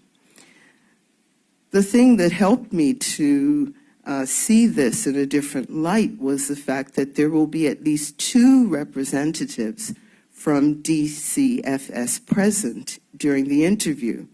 So there's not just one adult in the room, there will be at least 2. And I assume, and I may be corrected if I'm incorrect, I assume that each of those adults will have to report back. Children will not speak freely if the wrong people are in the room. And as I said earlier, we aren't always certain who the abusers are.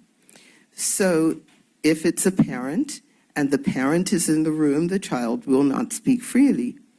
If it's a teacher and the teacher is in the room, the same thing will happen.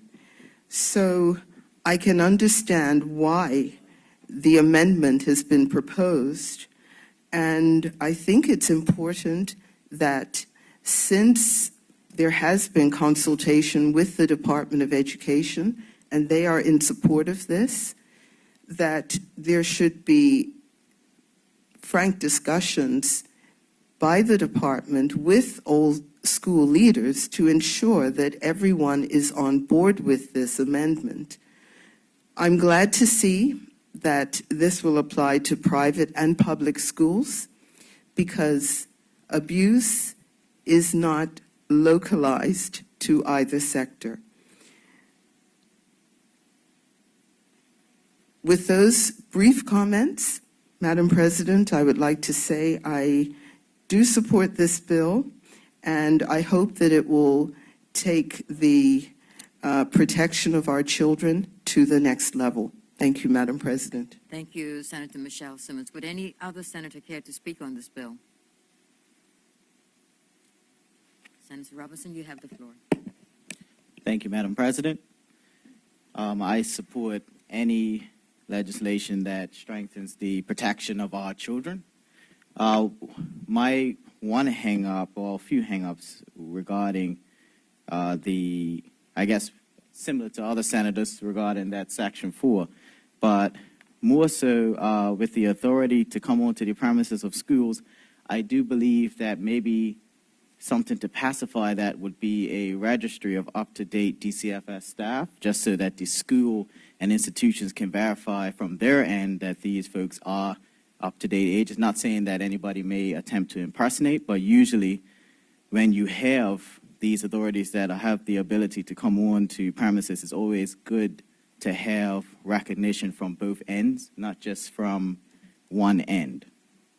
Regarding the inquiries, if I do believe that a person, either a counselor or if it is an extracurricular activity, the coach or representative should be in these inquiries, only for the simple fact that a child who has suffered abuse or a child who is in an abusive situation may act out or may have certain behavior issues, and I think being able to have a counselor in the school that is aware of why this child may be acting out the way they are can provide continued support to that child. But I am reassured that the Ministry of Education is in agreement, so I just wanted to give my particular hang up with that. I also wanted to ask regarding the inquiries, will they be recorded? And the reason why I ask this is because if a child does come out of that particular inquiry and says that they did have a misconduct or something went wrong in those inquiries, and it's only 2 agents from the same agency reporting it, how can we then verify an independent source whether the child's word is right or the agent's word is correct? So I believe that maybe having a recording that is just confidential for the agency to be able to pull forward if any of these particular complaints do arise, not just to protect the child, but also to protect the 2 agents that are conducting this particular inquiry. So I don't want to continue to repeat similar hang-ups, but that recorded thing is my main question to Madam AG, Madam President. Thank you so much. Thank you, Senator Robinson. Would any other senator care to speak on this bill? No. I just have a question of the AG, and that is, as a former counselor, I do know that with the statistics that have been mentioned, I fully support this bill. I will say that first of all. But I just wonder what support exists for the staff. I'm aware of the number of clients that have been mentioned, the referral system, and I just know that in terms of burnout of counselors, I just want to know what protection is in and support exists for the staff members. I think that's important because while we focus on the children, and I'm aware of the number of statistics that has been mentioned and the impact of the staff. So I think it's important that we protect them and prevent burnout. Thank you, Madam AG. If there are no further questions or comments, I will proceed. Thank you, Senators, for your contributions to this debate and oversight of this bill. Let me start by saying, as was mentioned, that this is 1998 legislation, and my role as minister is to provide oversight of the policies that underlie the legislation. And the reporting lines for policy change come from the people on the ground, namely the staff of DCFS. So when they find there are practical impediments to discharging their mandate, as we see with respect to the issues raised today, they will report in and we will take the necessary measures to make sure that we make appropriate amendments. The challenges that we confronted in relation to this particular subject were spoken of when I read the brief, and they are delay and access, refusal to grant access. Those are important enough impediments to warrant the amendments that we see today, which are designed to further protect our children. With regard to the issues presented or the concerns about parents not being present, we all know that the perpetrators of such abuse could be parents, could be counselors, could be teachers, could be any other members of the community who have contact with these children. So at this stage of the investigation, the child is actually protected and given a safe space with trained professionals. So on the one hand, we're saying that they're trained professionals and we laud them. And on the other hand, we diminish their competency in this area by saying, well, we want Tom, Dick, and Harry to be present. We have trained professionals whose responsibility is to create, as I said, a safe space where children will be encouraged to share. They do this every day. And as I spoke earlier about the 1,122, a huge number of allegations that come to their attention that they have to review and investigate. They do this every single day. And they do it under the umbrella of best practice for the areas. Because remember, they have accredited services. And this is their profession. And they discharge it admirably. And I'm pleased to have Miss Maureen True in our midst, who is one of the persons on the ground who deals with these children every single day. So no, we will not have lawyers present. We will not have parents present. And the department staff will discharge their responsibility effectively as they do and always have done. With regard to Senator Jones's query or comparison with Section 15 of the Act, which relates to court proceedings, These are investigations that may result in court proceedings. So the provisions that pertain with regard to the presence of parents don't pertain at the investigation stage. We're talking about two different stages of any issue relating to children and the investigations of abuse. So no, we won't have parents mandated as per the court processes that are reflected in Section 15. With regard to the issue of the drafting and change from shall to may in subsection 5, this was an issue that was raised in the House of Assembly, and I will reiterate the response that was given at that time. This amendment had to be made to subsection 5 as a consequence of the amendment to subsection 8, so that the two provisions wouldn't conflict with each other. So because without the amendment, subsection 5A does not recognize the other options available to the director under subsection 8. So if I can read, Madam President, subsection 5. You certainly may. Thank you.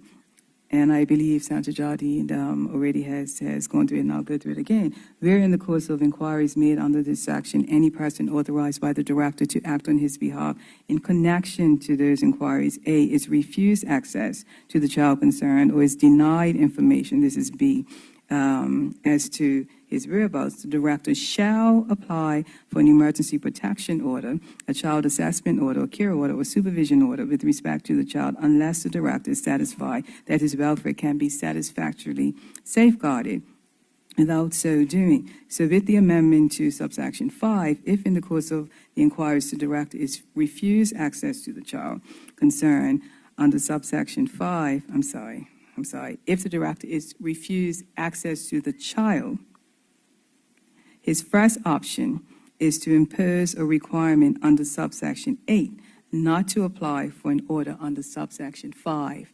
So this is necessary to make sure that he has the widest scope of options available to him, because the answer may not be to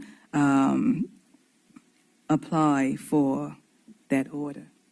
Okay? So that's in a nutshell. Let me make sure I cover everything. Senator Robinson made a suggestion. He didn't ask a question, and his suggestion will not be taken out. We will not be recording the interviews with the children.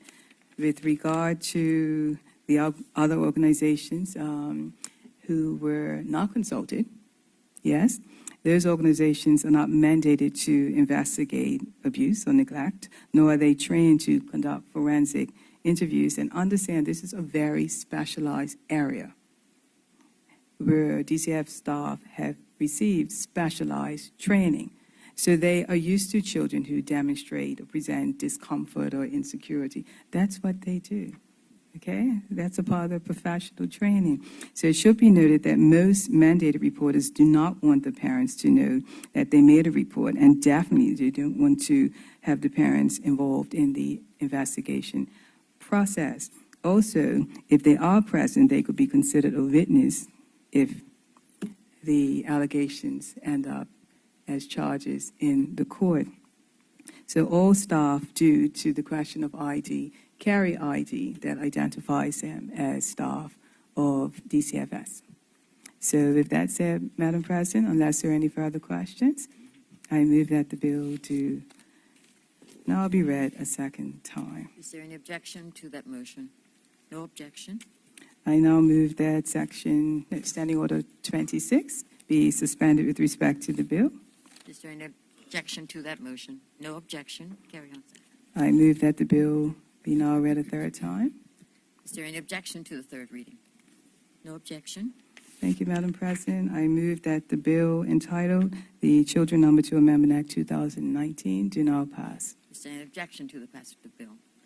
No objection. The bill is passed. Thank you very much. And thank you, Madam President. And before I close, I'd like to once again thank the staff of DCFS for their attention to this matter and to applaud them for remaining steadfast in the face of adversity and remembering their mandate is to protect our children. And to your point, Madam President, the director is always cognizant of the needs of his staff and will give the appropriate leave and support when necessary. But what we can do as a community is to refrain from victimizing the very people who are mandated under the Children Act 1998 to protect and safeguard our children. Thank you, Madam President. Thank you, Senator Kathy Lynn Simmons, AG, and government leader in the Senate. And thank you, staff, senators. We'll move on now to our orders of the day, and the third item is the second reading of the Bermuda Monetary Authority Amendment Act. Senator Campbell, this is your bill. That's correct, Madam President. I need to acknowledge.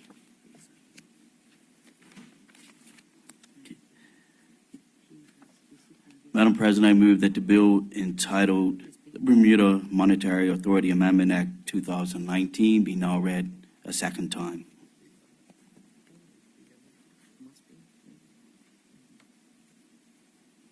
I beg your pardon, Senator Campbell. I was, you have the floor. Okay, on the bill. Thank you, Madam President. Madam President, I am pleased to present to the Senate the bill entitled the Bermuda Monetary Authority Amendment Act 2019. This bill amends the Bermuda Monetary Act 1969, the Act, by providing for the establishment of and the regulatory framework for an innovation hub to enable the development of innovative businesses that support the operation of financial institutions or any entity that intends to become a financial institution. The bill also amends the fourth schedule of the Act to revise certain fees payable to the Bermuda Monetary Authority. Madam President, the introduction of the new Innovation Hub is predicated upon the granting to the authority of a new principal object, being to establish and administer an innovation hub to facilitate the development of innovative businesses in Bermuda. This is a significant step because it demonstrates the evolution of the authority and appropriately positions it to engage with relevant entities proposing to carry on business in Bermuda in an innovative manner for the betterment of the regulated financial services sector and Bermuda at large. Madam President, the authority is committed to playing an appropriate role in the development and introduction of innovative solutions in the financial services sector. Whilst the initial focus in this regard has been on activities within the insurance and digital asset business sectors, a non-sector specific approach is required to properly position the authority to provide regulatory guidance and support to entities pursuing innovative developments relevant to the entire financial services sector. A key element of the authority's activities on this front will be delivered via an innovation hub structure. Within the hub, the authority will engage in constructive, sometimes intensive, dialogue with a range of different entity types. And Madam President, the entities with whom such engagement may occur are expected to range from those intending to be licensed as insurers or digital asset businesses to those whose products are not yet sufficiently developed to facilitate live testing. This includes entities conducting activities which are not subject to regulation themselves, but which are directly relevant to potential innovations within the financial services sector. On this basis, this bill proposes the introduction of a general provision within the Bermuda Monetary Authority Act 1969, enabling the authority to establish and administer an innovation hub. To support this important step, the bill makes provision for a fee to be charged for admission into this hub, facilitating use of the information and resources provided therein, and, upon application, renewal of the same. Madam President, this bill also makes provision for other fee-related changes as proposed by the authority. The other fee changes being proposed fall into one of the following three categories. One, the introduction of a new fee structure for the corporate service provider, CSP business sector, for which fees were not revised in 2019. Two, the introduction of new or revised fees within certain regulated sectors that are required as a result of recent legislative changes. And three, necessary corrections in respect of fees currently misstated in or omitted from the fourth schedule of the Act. The proposed fee revisions will impact the following acts: the Bermuda Monetary Authority Act 1969, the Investment Funds Act 2006, Insurance Act 1978, and the Corporate Service Provider Business Act 2012. Madam President, by way of background, in 2018, the authority undertook a comprehensive fee revision process, which involved significant consultation with industry sectors. In the consultation paper published on the 22nd of August, 2018, the authority explained the rationale behind the wide-ranging changes proposed to both the fees payable in a number of sectors and the basis for calculating such fees. Madam President, the authority revised a number of its initial proposals based on further engagement with affected parties, including stakeholder feedback provided in response to the 2018 CP. As a result of that process, it was agreed that no changes would be made in 2019 to the fees payable by licensed CSPs, thereby permitting a revised fee structure to be introduced in 2020, following additional stakeholder engagement. I am pleased to now bring forward such a revised fee schedule. Madam President, it should be noted that the fees now being proposed by the authority for the CSP sector, along with all of the other fees proposed by way of this bill, other than those required to correct existing fee-related misstatements or omissions in the Act, will cover the years 2020 and 2021 to ensure alignment with the fees payable to the authority that were approved by the legislature last year, which covered the years 2019, 2020, and 2021. Madam President, the proposed fee structure for CSPs was developed in response to the resources and costs associated with the authority's ongoing supervisory activities related to that sector, the need for a simple, measurable basis of determining what fees entities within the CSP sector should pay, and the need for the proposed fees to encourage sustainability and continued credibility of this sector.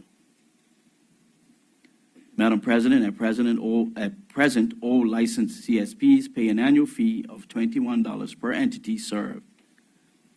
This amount has not changed since the introduction of the CSP regime. Under the new fee structure now proposed, annual fees payable by both limited and unlimited licensees will be determined by a fee band structure, with the respective bands correlated to the number of companies served by each CSP. A key aspect underpinning this proposal is its adherence to the principle of proportionality. Madam President, the current application fee payable by entities seeking to be licensed as either limited or unlimited CSPs is undifferentiated, with a fee of $206 payable by all applicants. Under the new approach proposed by the authority, the application fee will be determined by the type of license being sought, with a fee of $2,540 proposed for a limited license application and a fee of $5,000 for an unlimited license application. Given the critical gatekeeper role performed by the CSPs, the newly proposed fees reflect the considerable time and effort which must be committed to reviewing licensing applications by not only the authority's CSP supervisory team, but also its anti-money laundering, anti-terrorist financing team. Madam President, this bill also incorporates amendments to the Act which are required as a consequence of recent modifications to certain regulatory frameworks. Specifically, a number of fee implications have arisen from new or revised legislative provisions introduced during the last year, which must now be addressed in the fourth schedule of the Act. One such amendment relates to the Investment Funds Act, or IFA, and the fees associated with the newly created class of private funds. Private funds were previously categorized as excluded funds within the IFA and were not subject to initial filing fees or annual fees. Under this bill, private funds will be assessed an initial filing fee and an annual fee. Under the IFA at present, an application must be submitted to the authority in respect of the proposed appointment of directors or service providers for a fund. The IFA does not, however, provide for the payment of a prescribed fee. The bill presented today addresses that gap and proposes that the prescribed fee be $290 and addresses a similar gap by proposing that a late filing fee of $50 per month be introduced for all registered funds. In a similar vein to the aforementioned amendments related to the IFA, amendments are required in respect of fee-related provisions which form part of the Insurance Amendment Act 2019. Specifically, registration and annual fees for insurance marketplace providers for 2020 and 2021 are to be revised. Madam President, the fee revision process undertaken in 2018 was extremely comprehensive, addressing virtually all fees in all regulated sectors and covering a 3-year period. A regrettable consequence of the extensive nature of the changes proposed and consulted upon was that, as a result of administrative errors, a small number of fees were misstated in or omitted from the fourth schedule of the Bermuda Monetary Authority Act 1969. These errors and omissions are addressed in this bill. Madam President, if passed today, this act will come into effect on December 31st, 2019.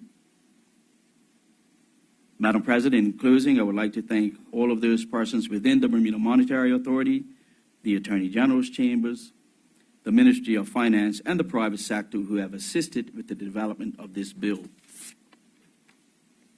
Madam President, with those introductory remarks, I now pause and welcome comments from other senators. Thank you, Madam President. Thank you, Senator Campbell. And I would just like to take the opportunity of acknowledging the presence in the chamber of Mr. Ira Hughes from the BMA and his colleague. Welcome to you both. Would any senator care to speak on this bill?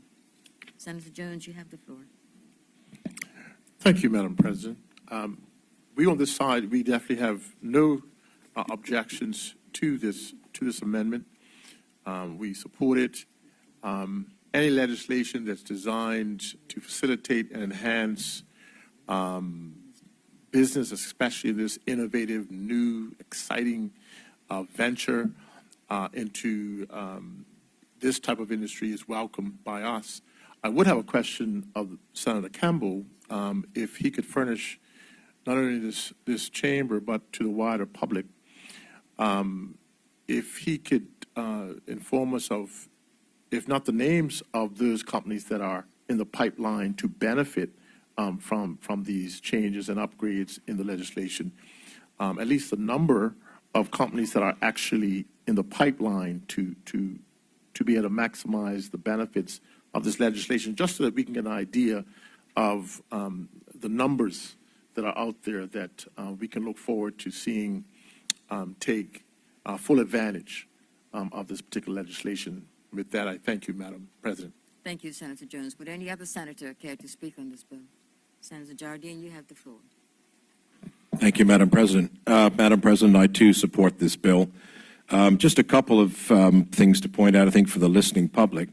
Under Part B on page 5, dealing with the fees for insurance operations, and under Part C, it's interesting to note that there's been a reduction in fees, in some cases quite substantial reduction in fees, which I'm sure individuals that fall into those categories will certainly appreciate.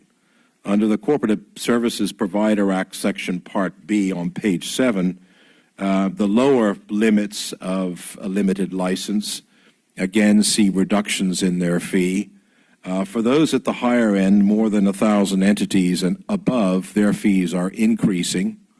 Again, not by a substantial amount, but they are seeing fee increases. So it's sort of a mixed bag here. We're seeing a lot of fees go down, which is good news.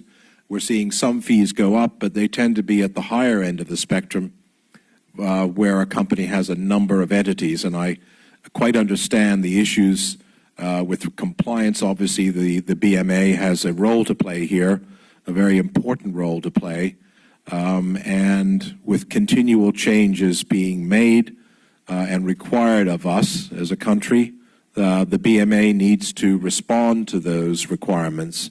And so I quite understand, certainly for the larger organizations where more time may need to be spent, that those fees probably need to go up slightly, and indeed, I'm seeing that here.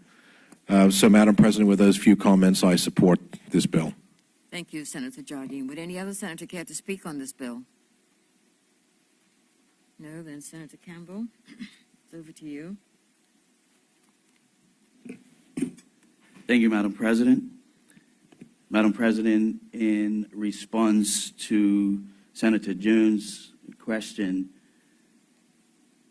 around the number of companies in the pipeline looking to take advantage of this legislation, we have one company already in dialogue in regards to this legislation. We have 4 more who are pending the approval, the passing of this legislation.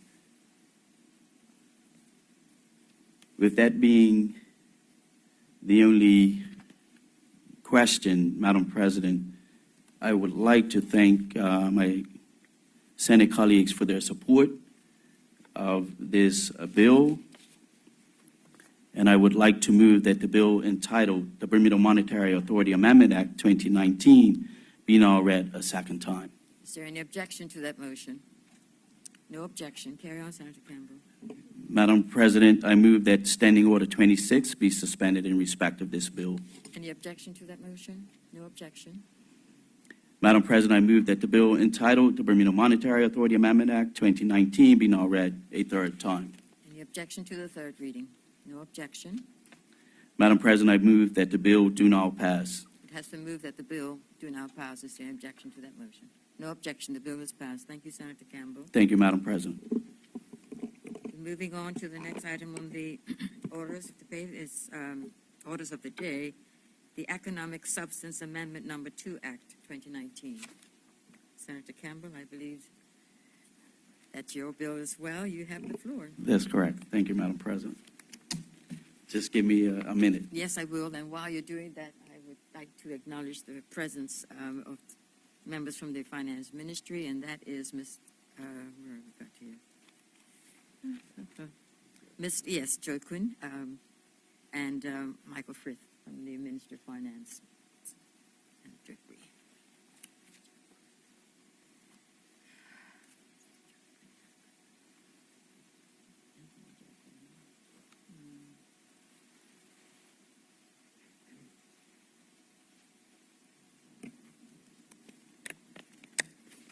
While you're putting your papers together and getting ready, Senator Campbell, I would just like to thank both the Finance Minister and this gentleman present for the briefing that they gave the senators on Monday morning. I do believe that that was very welcome by all senators, and I thank you for your effort on Monday morning at 9 o'clock. You have the floor. All right. Madam President, I move that the bill entitled the Economic Substance Amendment Number 2 Act 2019 be now read a second time. Is there an objection to that motion? No objection. Carry on, Senator Campbell. Madam President, the Economic Substance Amendment Number 2 Act 2019 amends the Economic Substance Act 2018 by reducing the economic substance requirements for local entities other than banks and insurers that carry on business only in Bermuda.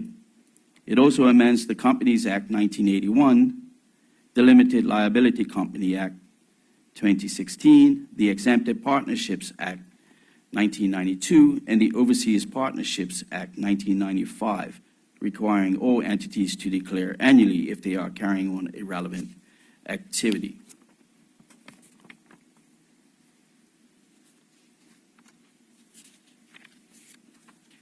Madam President, this bill amends the Economic Substance Act 2018 and other related legislation in order that Bermuda's economic substance legislative framework be more closely aligned with that of comparable jurisdictions such as the Crown dependencies and other British overseas territories, commonly referred to as 2.2 jurisdictions.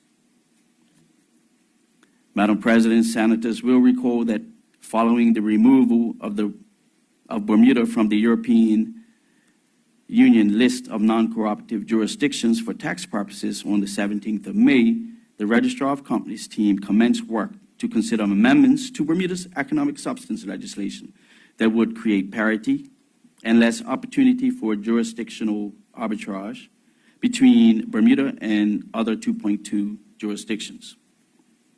Madam President, following the OECD's Forum on Harmful Tax Practices assessment,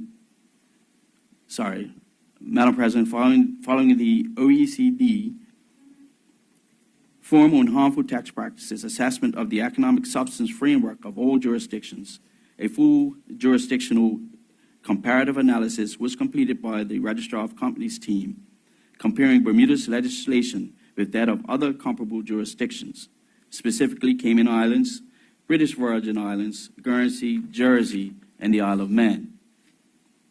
The purpose of the comparative analysis was to identify the key areas in which Bermuda's legislation differed in a material way in order to ensure that, 1, there is no economic disadvantage to Bermuda as a result of jurisdictional arbitrage, and 2, any amendments meet the EU as well as OECD standards. Madam President, senators will recall that the first phase of those level-setting amendments was made earlier this year with the introduction of an exemption from economic substance requirements for entities that are engaged in a relevant activity but resident for tax purposes in another jurisdiction. Madam President, I am pleased to advise the Senate that those amendments, including the guidance notes applicable to them, have been approved by the EU and OECD. Madam President, following the enactment of those amendments, the Registrar of Companies team commenced the second phase of level-setting analysis. The most significant additional areas identified as requiring amendment relate to relevant activities of holding entity, shipping, financing and leasing, and insurance, as well as the requirements applicable to local entities. The specifics of these amendments are as follows. The relevant activity of holding entity should apply only to those entities that hold a controlling ownership stake in another entity and which carry on no other commercial activity. Such entities are referred to as pure equity holding entities. The relevant activity of shipping should apply to those entities that operate and manage ships, and not to those entities that carry on no activity other than the ownership of a ship. The relevant activities of financing and leasing should be combined into a single relevant activity of financing and leasing.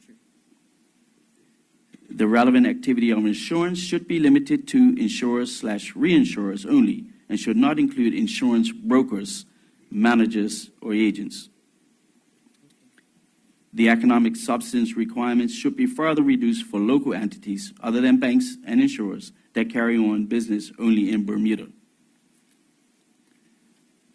And finally, as part of the Registrar of Companies monitoring and enforcement process, all entities should be required to declare annually if they are carrying on a relevant activity. Madam President, the specific legislative amendments to address this second phase of level setting have been developed by the Registrar of Companies team and the Attorney General's chambers in close consultation with both the EU and the OECD. Madam President, the passage of this act will address these key differences and will lay the necessary foundation for further amendments to the Economic Substance Regulations 2018, which will complete the level setting process. Madam President, both the EU and OECD have completed their preliminary assessment of the amendments and related guidance notes and have indicated that they have no concerns. Madam President, and Senators, the amendments proposed by this bill are in line with EU and OECD stated principles, and with those brief comments, I invite other senators to participate in the debate. Thank you, Madam President. Thank you, Senator Campbell. Would any senator care to speak on this bill? Senator Robinson, you have the floor. Thank you, Madam President. First of all, I'd like to thank from the opposition the representatives from the Ministry of Finance for their extensive brief that we received. We in the opposition definitely support this legislation as it is bringing Bermuda up to speed with all the 2.2 jurisdictions. And we support the Ministry of Finance's efforts along with the government to navigate external requests from external forces. So with that brief comment, we support it, Madam President. Thank you. You, Senator Robinson. Would any other senator care to speak on this bill? No, then Senator Campbell. I think the briefing was excellent. So obviously the questions that the senators had were answered. But it's over to you, Senator Campbell. Madam President, I'd like to thank my Senate colleagues for their support of this bill, a very important bill for Bermuda. Madam President, I move that the bill entitled the Economic Substance Amendment Number 2 Act 2019 be now read a second time. Is there any objection to that motion? No objection. Carry on. Madam President, I move that Standing Order 26 be suspended in respect of this bill. Is there any objection to that motion? No objection. Madam President, I move that the bill entitled the Economic Substance Amendment Number 2 Act 2019 be now read a third time. Any objection to the third reading? No objection. Madam President, I move that the bill do now pass. Is there any objection to that motion? No objection. The bill is passed. Thank you, Senator Campbell, and thank you, all senators, and Thank you, Madam President.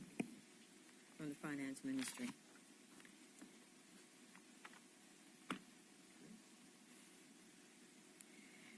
We're moving now to the, this is investment funds. Which one? You said 5. That's not- oh.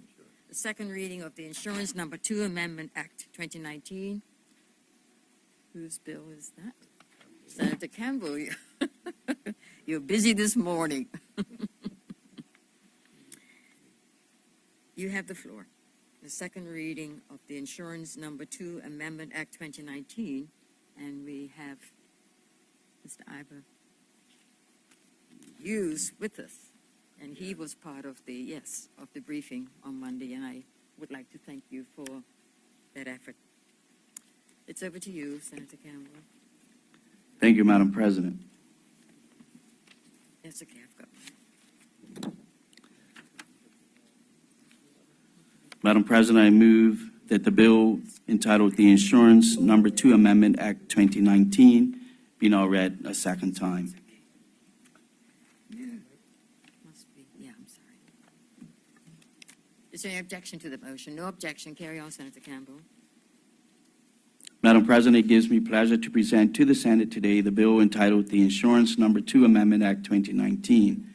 This bill seeks to amend the Insurance Act 1978, the Act, the Insurance Accounting Regulations 1980, and the Insurance Returns and Solvency Regulation 1980 by making a number of changes to the Act and said regulations to facilitate effective supervision of insurers conducting alternative capital business within Bermuda's limited purpose regime. Madam President, senators would be aware that Bermuda is regarded as a leading jurisdiction in the global insurance market.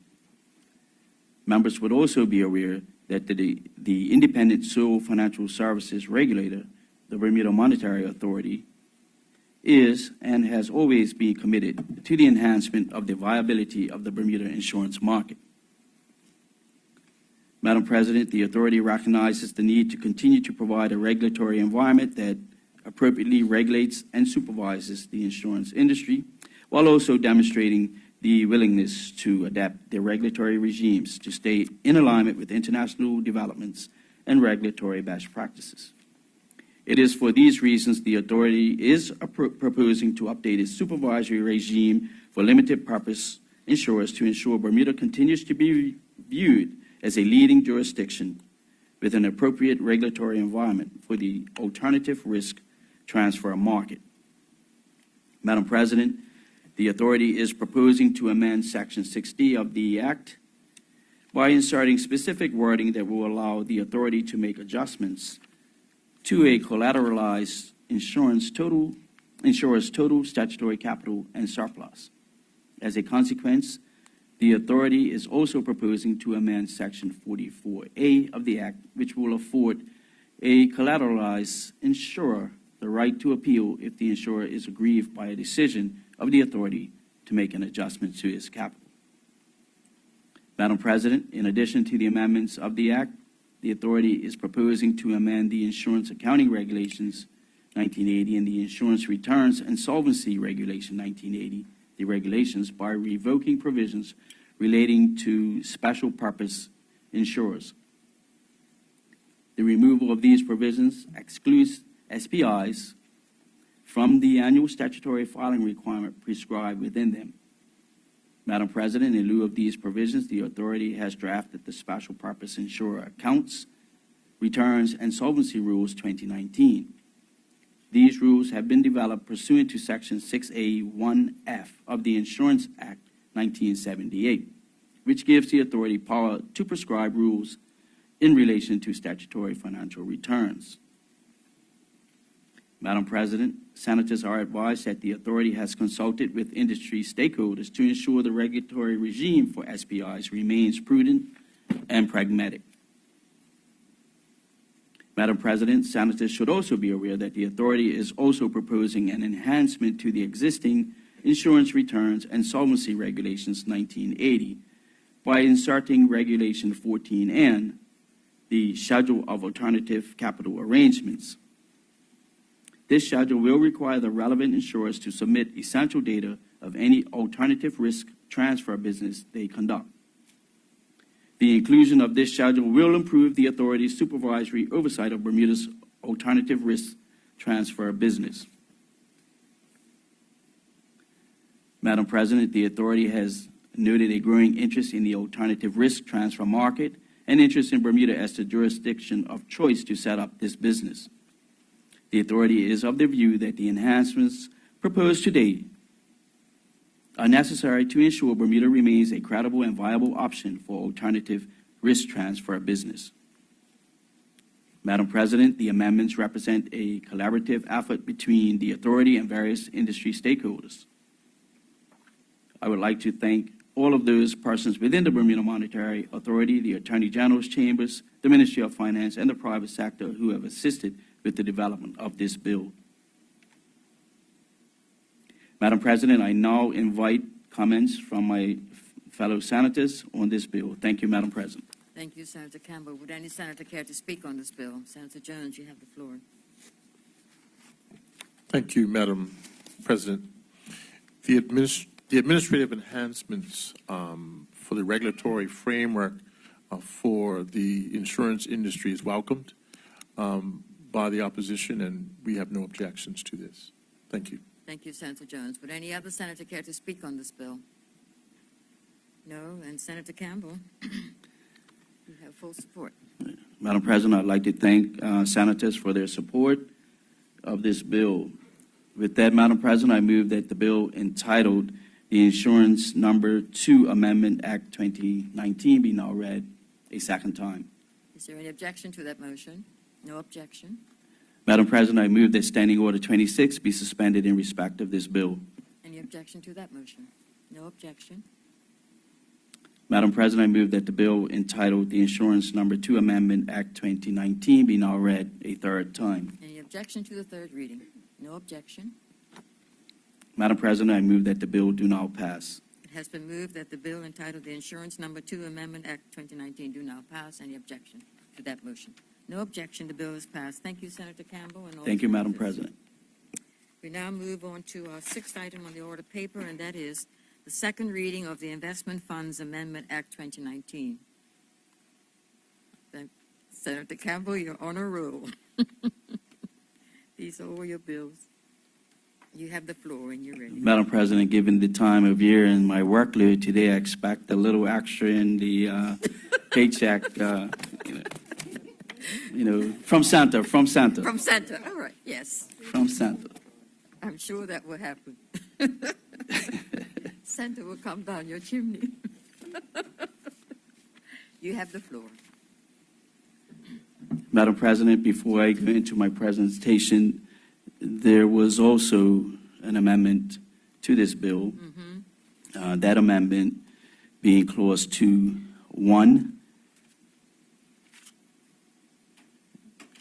which was amended by inserting in alphabetical order the following definition for fund administrator. And fund administrator means a person carrying on one or more of the fund administration provider business services specified in Section 2(2) of the Fund Administration Provider Business Act 2019 in compliance with that act and other applicable laws in Bermuda, or in compliance with the applicable rules and requirements of the relevant overseas regulatory authority. So with that amendment, Madam President, the name of the bill also changed. It's the Investment Funds Amendment Act 2019, not number 2.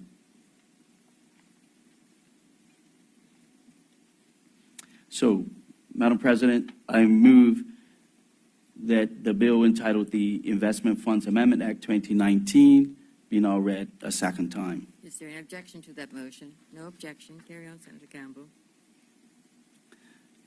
Madam President, I am pleased to present the Investment Funds Amendment Act 2019 for the consideration of the Senate. The bill seeks to enhance Bermuda's supervisory and regulatory regime for investment funds, an important segment of Bermuda's financial services.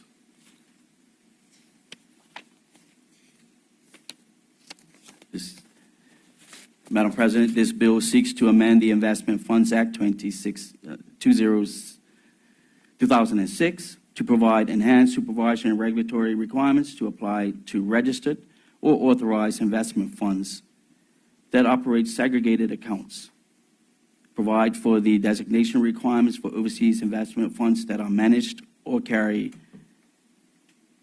on promotion in or from within Bermuda, provide for the classification requirements for professional closed funds, provide for enhanced supervisory and regulatory requirements to apply to closed-end funds,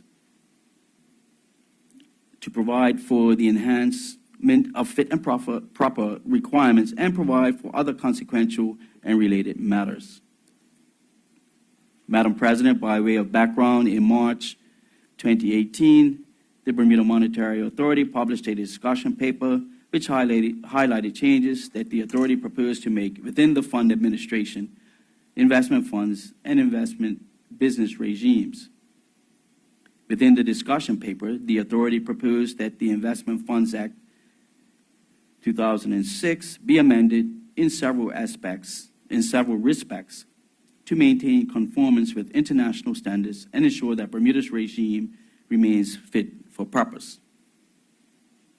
Madam President, one of the commitments the authority included within its 2019 business plan was to achieve appropriate enhancements to the IFA.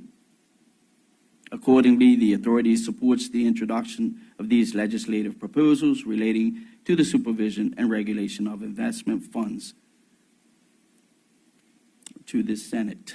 Madam President, the provisions within this bill are not only designed to address previously proposed enhancements to the investment funds regime, but also to ensure that Bermuda complies with collective investment vehicle-related requirements emanating from the European Union's Code of Conduct Group and its Economic Substance Initiative.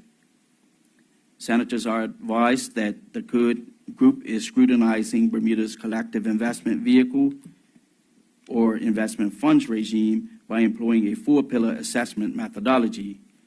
Those pillars are, Madam President, 1, legislative and administrative framework for CIVs, that's collective investment vehicles, authorization and or registration. 2, legislative and administrative framework for CIVs, supervision and rules enforcement. 3, legislative and administrative framework regarding valuation accounting, and auditing of CIVs. And lastly, 4, depository rules. Madam President, the Code Group's assessment of Bermuda's funds regime lent an additional sense of urgency to the completion of the legislative amendment exercise. Fortunately, the authority proactively addressed the need to enhance the IFA prior to commencement of the Code Group's assessment exercise. The authority has engaged in an extensive and ongoing dialogue with the EU representatives regarding the current funds regime and any amendments that may be required to satisfy the EU's expectations in this area. Accordingly, some of the proposed amendments are specifically designed to address the questions raised by the Code Group regarding Bermuda's supervisory framework for investment funds. It is, it is essential that any such issues be resolved prior to the end of 2019 in order for Bermuda to be removed from the Code Group's gray list of jurisdictions, an outcome which the authority and this government are committed to achieving. Madam President, some of the important enhancements to the regime for investment funds which will be accomplished by this bill include 1, the creation of an overarching definition of investment fund that captures both open-ended and closed-ended vehicles to ensure that all relevant collective investment vehicles fall within the scope of Bermuda's regime and are subject to appropriate levels of supervision and enforcement action.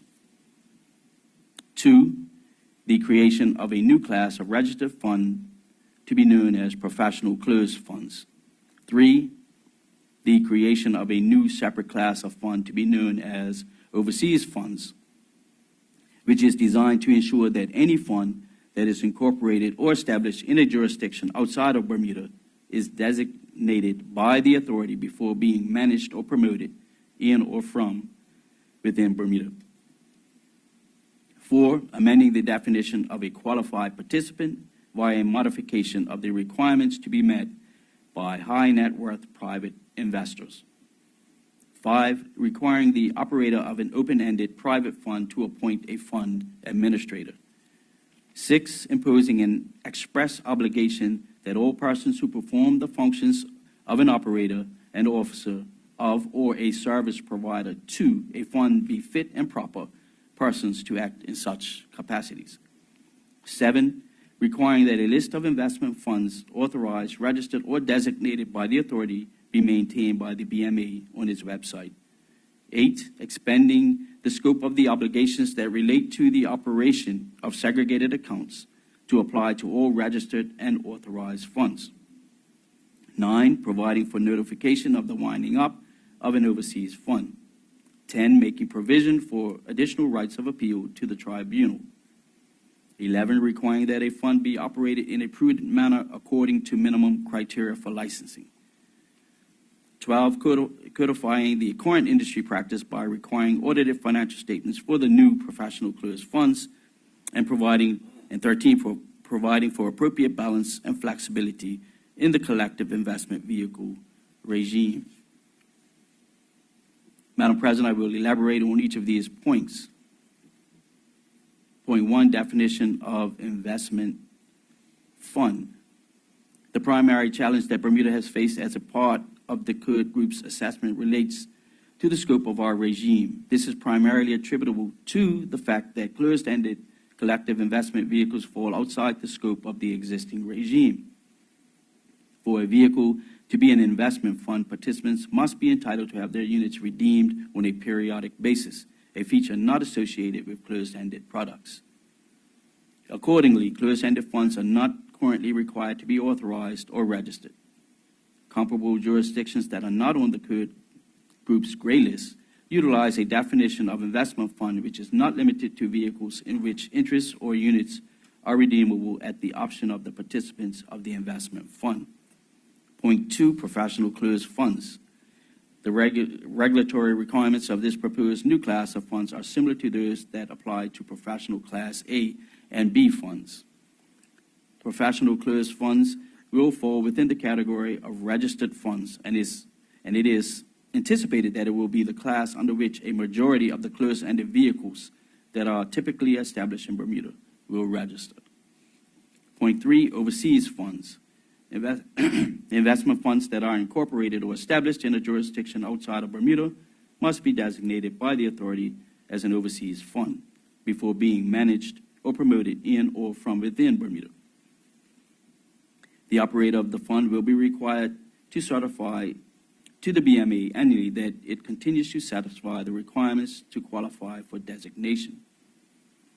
Madam President, in relation to point 4, qualified participants, the definition of a high net worth private investor will be amended to encompass individuals whose net worth or joint net worth with their spouse in the year in which they purchase an investment exceeds $1 million, excluding the value of that person's residence and any benefits or rights under a contract of insurance. Net worth will be defined to mean the excess of the total assets at fair market value over total liabilities. Point 5, appointment of fund administrator. The operator of an open-ended private fund will be required to appoint a fund administrator. This requirement will ensure that a specific individual is assigned to calculate the net asset value of the fund and that independent assessments of the fund's value are carried out. Madam President, given the obligation which the IFA imposes on various funds to appoint a fund administrator, it is important that the term fund administrator be defined. A definition of this term does currently exist in the IFA, but it will be deleted via consequential amendment when the Fund Administration Provider Business Act 2019 becomes operative. The FAPB Act, which will provide the foundation for the new regulatory supervisory regime for persons engaged in fund administration provider business, was enacted by the legislature in July 2019 and is to be brought into force on the 31st of December. The new definition of fund administrator will form part of the Act once the bill is enacted by the legislature and it comes into operation on the 1st of January 2020. Madam President, with respect to point 6, fit and proper person, operators and officers of and service providers to a fund will be required to be fit and proper persons for the purpose of performing their respective functions. Such a requirement has always been achieved in practice via the authority's existing authorization, registration, and ongoing oversight activities, but it will now be expressly stated in the IFA. Point 7, list of investment funds. The BMA must establish and maintain on its website a list of all investment funds that are authorized, registered, or designated to operate in or from within Bermuda. Madam President, in relation to point A, segregated accounts, the scope of the provisions of the Act that provide for unit trusts to operate segregated accounts will be broadened to encompass all registered and authorized funds. Point 9, winding up. The BMA must be notified within 14 days of the winding up of an overseas fund. The BMA must remove the fund from the list of investment funds it maintains within 30 days of being notified. Point 10, rights of appeal. The operator of a registered fund may appeal against a decision by the authority to revoke the registration of a registered fund. Similarly, the operator of an overseas fund may appeal against a decision by the authority to cancel the designation of an overseas fund. Madam President, point 11, prudent operation of a fund. Every fund must be operated in a prudent manner according to minimum criteria for licensing. Point 12, codification of industry practice. In order to appropriately address the pillar of the Code Group's assessment methodology, which pertains to accounting, auditing, and valuation, the proposed new class of professional closed funds will be required to produce at least annually audited financial statements that meet international generally accepted accounting standards and international financial reporting standards.